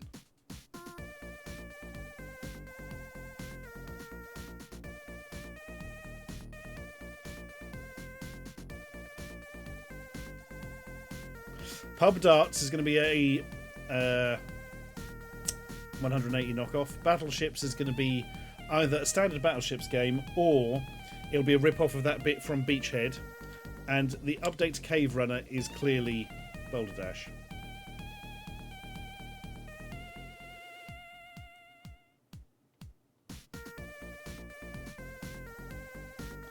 A good heart. Right. Set the scene, bit of green. Here we go. Ooh, it's feeling a bit Amos. This game is shareware. Should you decide to add it to your games collection, it would be nice if you would show your thanks by sending a small sum of money, such as a £5 to Brian Black. Tell you what, in return, I'll send you any updates to this game and a copy of the next game I finish. Can't say fairer than that. And an early email. Look at that. 2-player, tourney, options. Whoop. Game type 501, best of 3 legs, difficulty medium, main menu. Okay, that'll do. Let's go for a tourney. Because I've only got 1 player. The Dog and Duck. Next pub. Shuffle Puck Cafe. Ah, it's ripped the graphics and everything. Amazing. Got to go in there at somewhere. Dog and Duck. Please sign in. Goon will do. And then inexplicably click here to continue. Right. It's Harry Seacombe, Big Vern, Boy Wonder, Hal Jackson, Cliff Richard, Colin Cool, Johnny Slick, and Goon.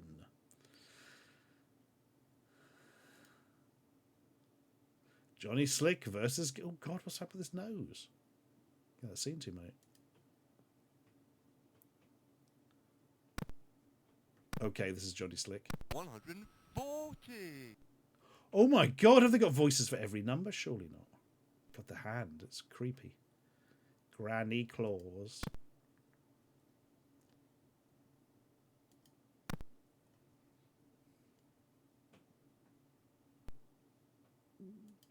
$180. Okay.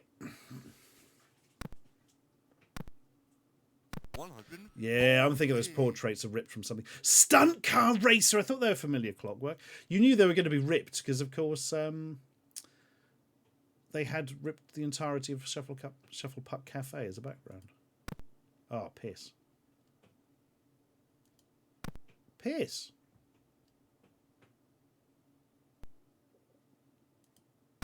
Oh dear. Bad show.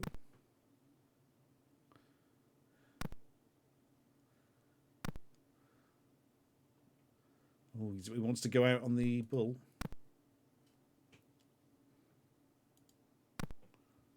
How come I couldn't do this the second time? 180. Says no 180. Absolutely true, DC Flake.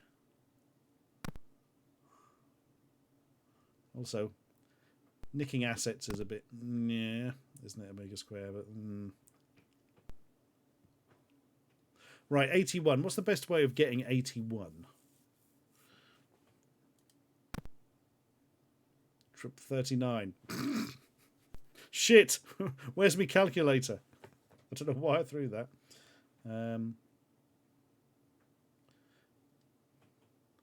Treble 19, D12. Oh, I haven't done that now. I just threw a random one.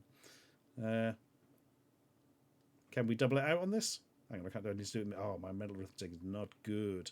So that is 42 to get. Am I right? No, 43 to get. No, 42. I am right. So 10 double 16. Yeah, okay.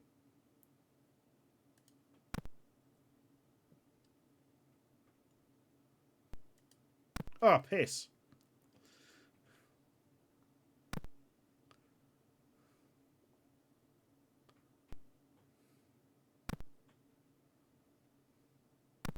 Oh, he's gone busty as. Yay! That was out. That's clearly out.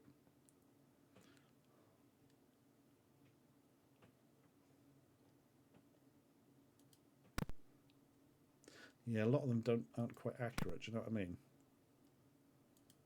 140. Oh.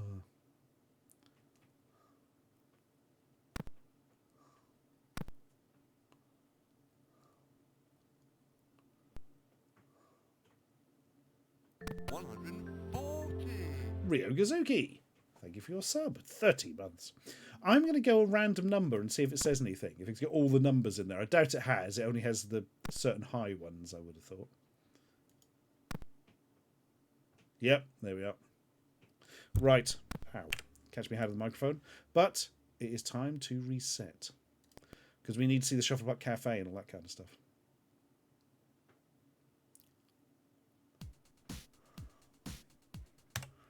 Bum-ba-dum. Right, that was medium difficulty. I'm now going to put it onto easy.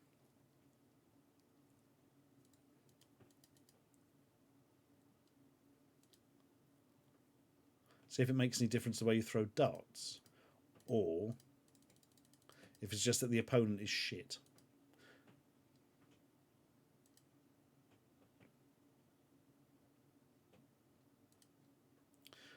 Right then. It's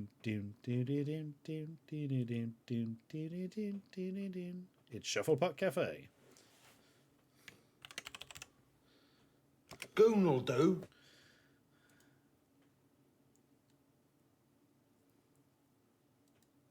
You made the shareware too. Yeah, it's if it's freeware and you've nicked everything, I think fair enough, really. Look at that. They're even using the goon picture is now from Shufflepuck Cafe. Look. I didn't check the names. Were they all Shufflepuck characters? Damn it.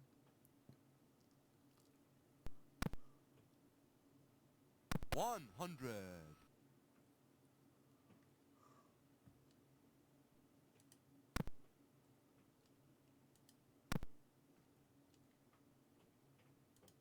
$180.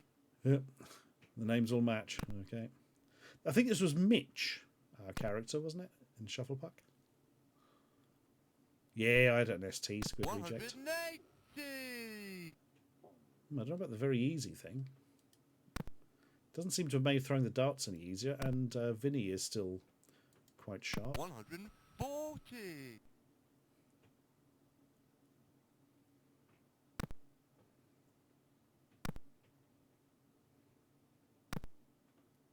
Ooh, that was sweet. 181. Oh shit. What am I best to do here? Right, I get 60. Takes down to 121. I have absolutely no idea how to do this. Let's go for a treble 19. That sounds fun. Oh. I've got no idea what I'm doing. Right, let's add it up. So we're 117. We've got to get 4. Fuck!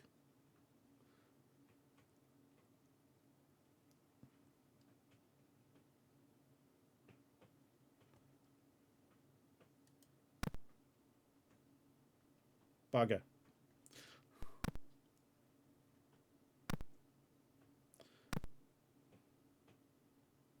Right. 60. Can we do this? What is the best way? Double top would be 40, so let's just get a 20. Blop. Oh no. Yay! Yay! Rat fans! Yay! There we are. Now you can play this to your heart's content. Do you know what? It ain't bad. It's not quite 180, but it comes close. Not that close, but a bit close. Right. Let's see if we can find it. Don't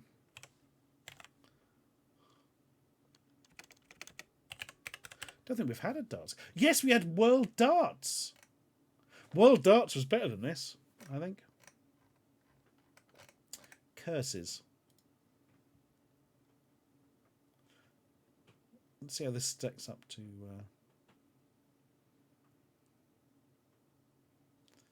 Oh, yes, isn't bad, you know.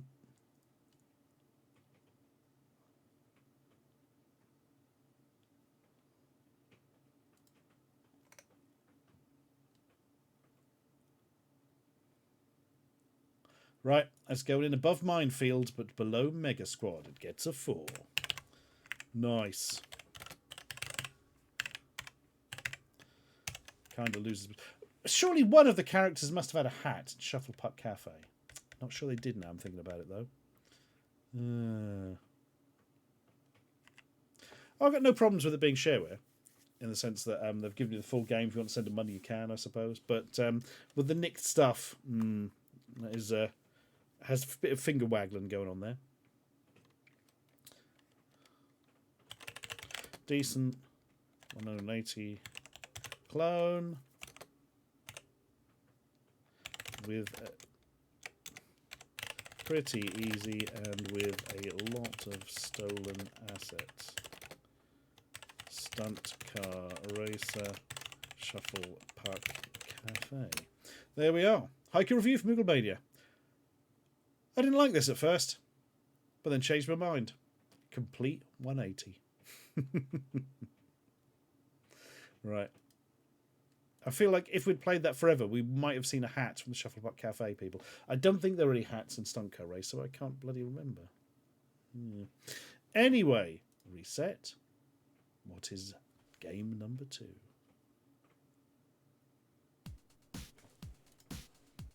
Battleships!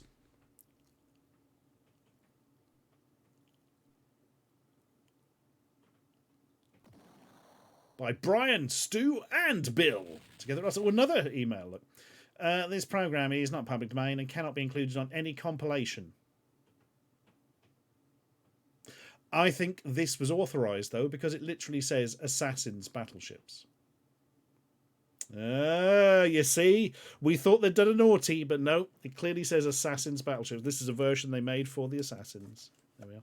Lemon in Stunt Car Racer. Where's a helmet? Oh, bloody hell. We're not playing it forever till we see that. Slow motion atomic bomb.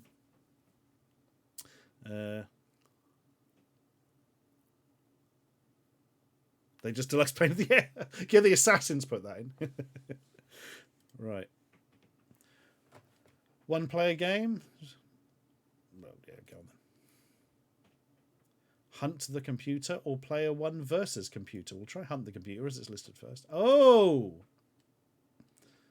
Oh, I thought it was going to be the beachheady type thing. Fuck.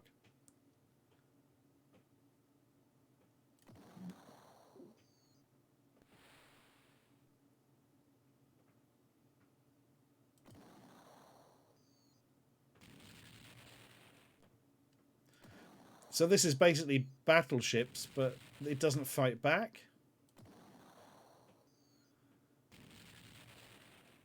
Yes, we've got one. You sank my battleship. What's that from? That's really familiar. It was also very quiet. You sank my battleship. Oh my god. I know that's from a film or television. Bill and Ted 2, yes! It is. It's death, isn't it? Yeah. Holy shit, we're doing well at this. Yeah, the sound effects are super fucking quiet, actually. You do get this with the Amiga stuff. Some of it is very oddly mixed. I can boost it your end. I can't really boost it mine. Oh shit, I misclicked.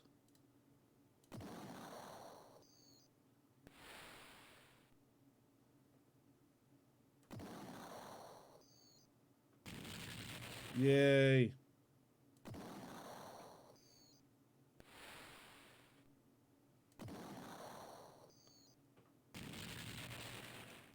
And there we are. We got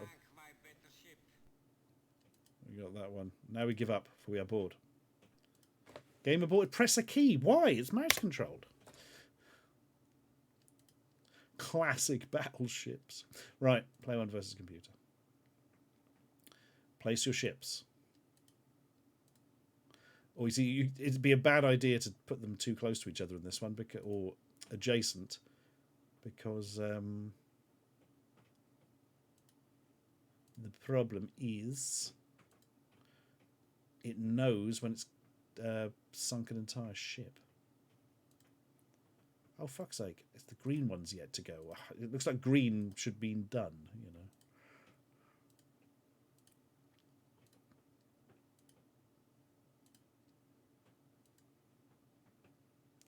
There we are. Oh, good shout, add keys. But as we haven't seen it through our normal playthrough, it now wouldn't count. We'd be going back hat searching. And that's a bit naughty.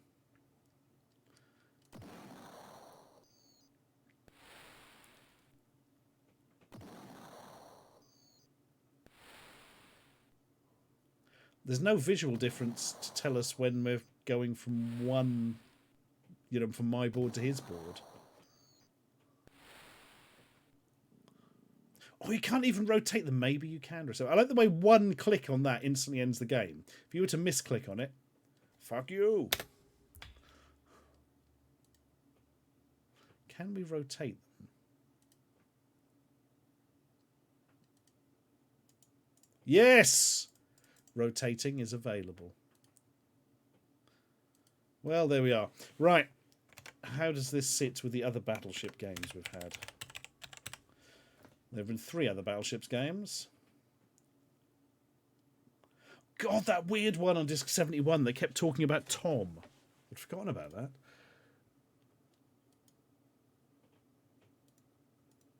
Oh, we've actually only done 2. Well, this is better than either of them, gotta say.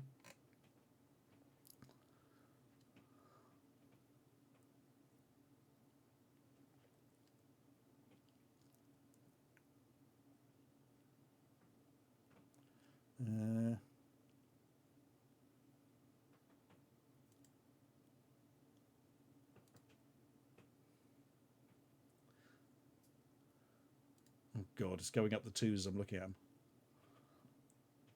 There we are. It is better than Secret of Arcturus, but worse than Dodgem. Disc 200. It was just called Battleships again, wasn't it?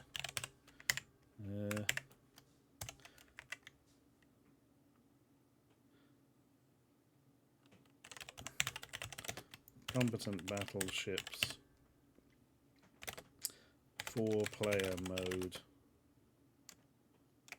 Or just up to 4 players. Bill and Ted sample exclamation mark, because that will help me remind me what it is. Haiku review from Wigglemania. Think like admirals. Plot and place with strategy. You sank my dinghy.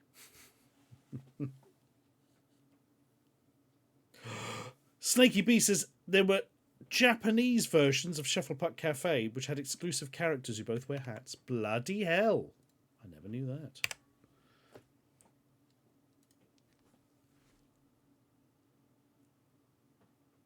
I'll look at that myself later, I think. Cave Runner. What was the first Cave Runner like? Was that the one with the bad levels? Oh, it's just called Too Fast Boulder Dash Clone. It's on disc 1. Not Cave Runner 2. Is that the official name? Yeah, not Cave Runner 2.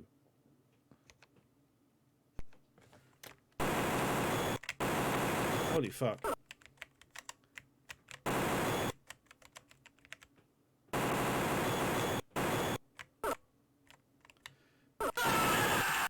Well, I'm glad it still runs too quickly.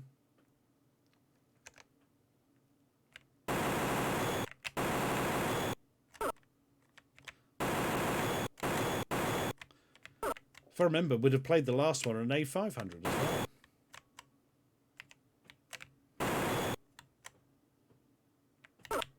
well.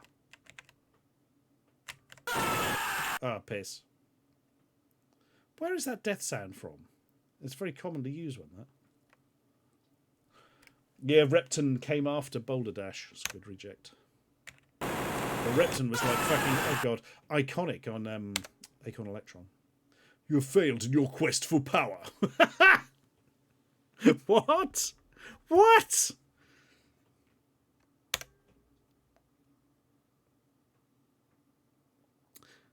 Oh. Well, I think this is better than Cave Runner 1. I wouldn't give this a 1. It's a 2.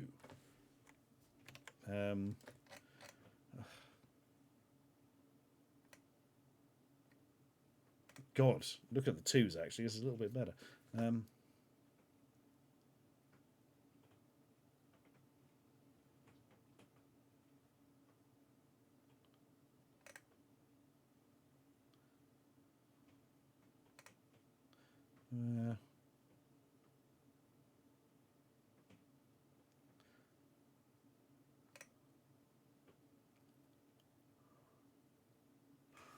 The X68000 version of Shufflepuck Cafe. I might make a note of that. Hang on.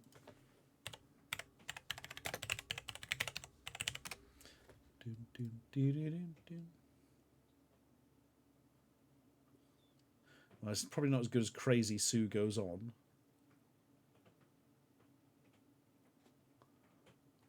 Oh, it's better than Brainbow, but not as good as Quidong. Right, there we are. Goes in there. 200. Not Cave Runner 2. 2, no hat. Still Boulder Dash. Sequel, still too fast. Oh my god. Hiker review. Dash all those boulders. You all know how this goes down. The screams haunt my soul. Right. Yeah, Mind Asylum. With their, shiny font. Well, we did it, folks. We reached 200 of the Assassins. But we've still got... another 60 discs to go. No, 61 discs to go. Oh my god. I can finally close this tab that's had the 1 to 200 discs in forever. Holy shit. So, on the next disc, there will be Hydrozone, Dizzy Lizzy, and Orbit. And then on the disc after that, it's Saint Bash, or possibly Sergeant Bash, Toy Box, and The Race. Ooh. Black Dawn 2 isn't one of these. If I remember, that's quite a good captive sort of type knockoff. Blimey.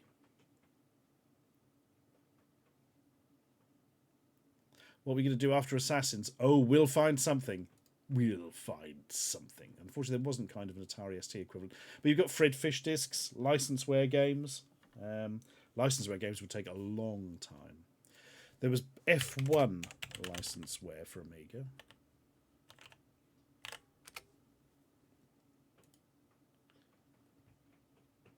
.44 games, according to Lemon64.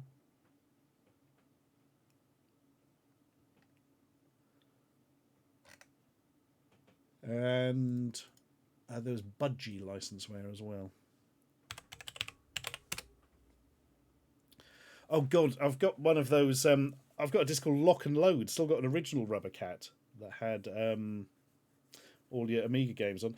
One of the games they had was Schoolyard Slaughter, which I believe questions are asked about in the Houses of Parliament here. So, God. Do Amiga format cover discs. It could be done. We do ST format cover discs. Oh my God, it'd be mostly demos though.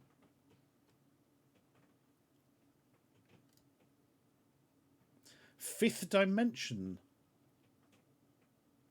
licenseware is apparently a thing, but it appeared when I searched for Budgie. I'm sure Budgie was licenseware, wasn't it? Yeah, it was. Oh shit, Budgie was ST. Fuck. That is interesting.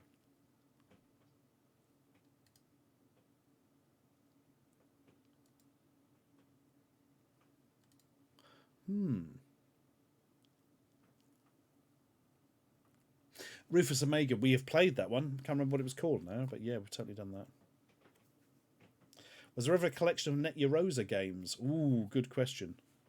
No, that cover disc is the only one I've ever heard of, certainly. Do every ZX Spectrum game ever. You'd never get to the end, so they keep releasing new ones. Yes, let's beat them. Yeah, just beat Braticus, yeah. Just do that in a couple of minutes. Be nice and easy, yeah. Right. Well, we made it, folks. We made it to disc 200. Next, 201. Blimey. Still no new fucking music. Ugh. Do you know what? In the background, I'm going to put on disc 201, and we are going to see if there is any new music.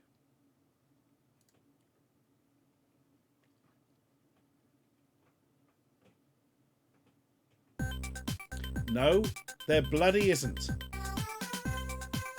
Oh, Hydrazone. I know Hydrazone. It's the, basically like the trench run from the old Star Wars Vector game.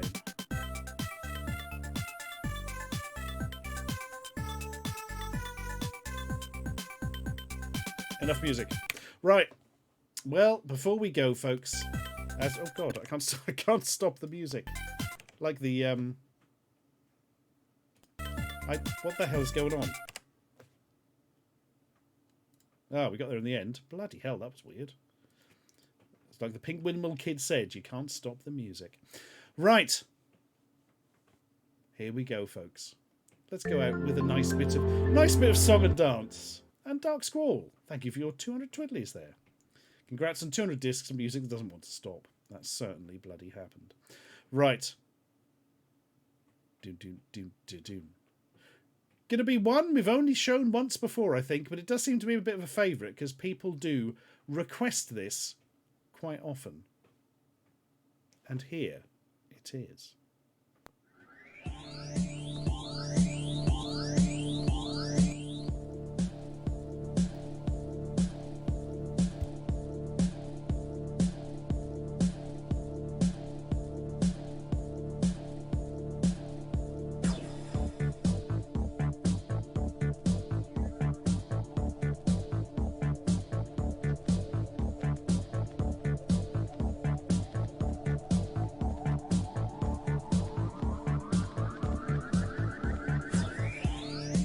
Поставьте ноги вместе. Выполняем поочередные движения плечами вверх, приседая и выпрямляясь. И вниз, вверх, вниз, вверх, вниз, вверх, вниз, вверх.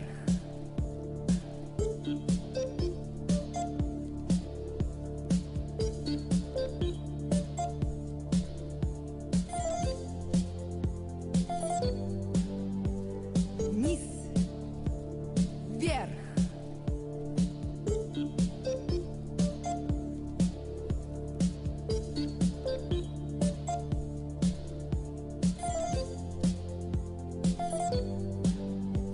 Вниз, вверх.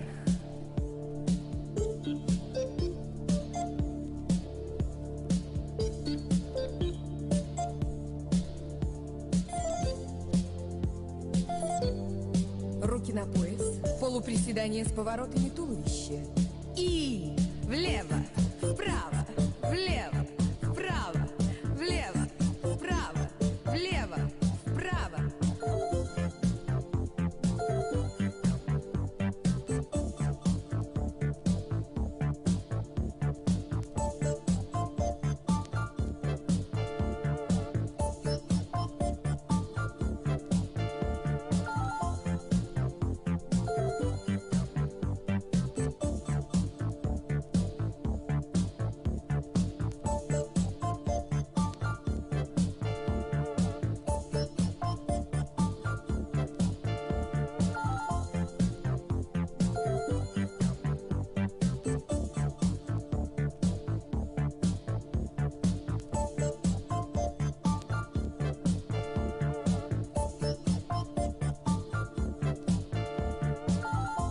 Изгибание ног с поочередным выпрямлением рук.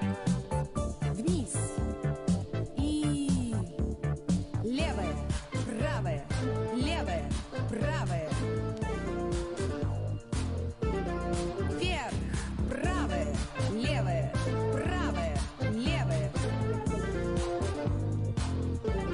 Вниз, левая, правая, левая, правая. Вверх, правая, левая, правая, левая.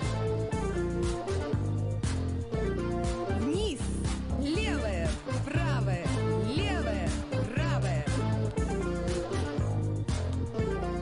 Вверх, правая, левая, правая, левая. Переходим к ходьбе на месте, не отрывая носков от пола.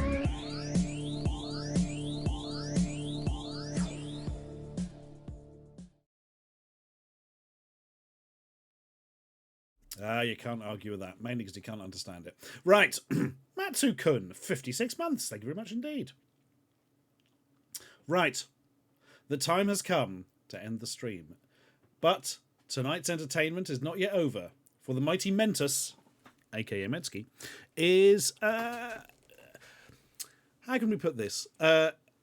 Putting together the greatest Royal Rumble of all time. If you've ever wanted to see Mr. Blobby pile drive Noel Edmonds, whilst various other British 70s and 80s and possibly even early 90s TV types look on and then get beaten up, this is what you need.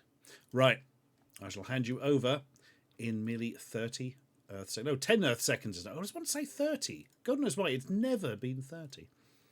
Right. Ooh, I could hear myself then. That was weird. Right, here we go. Take care, folks.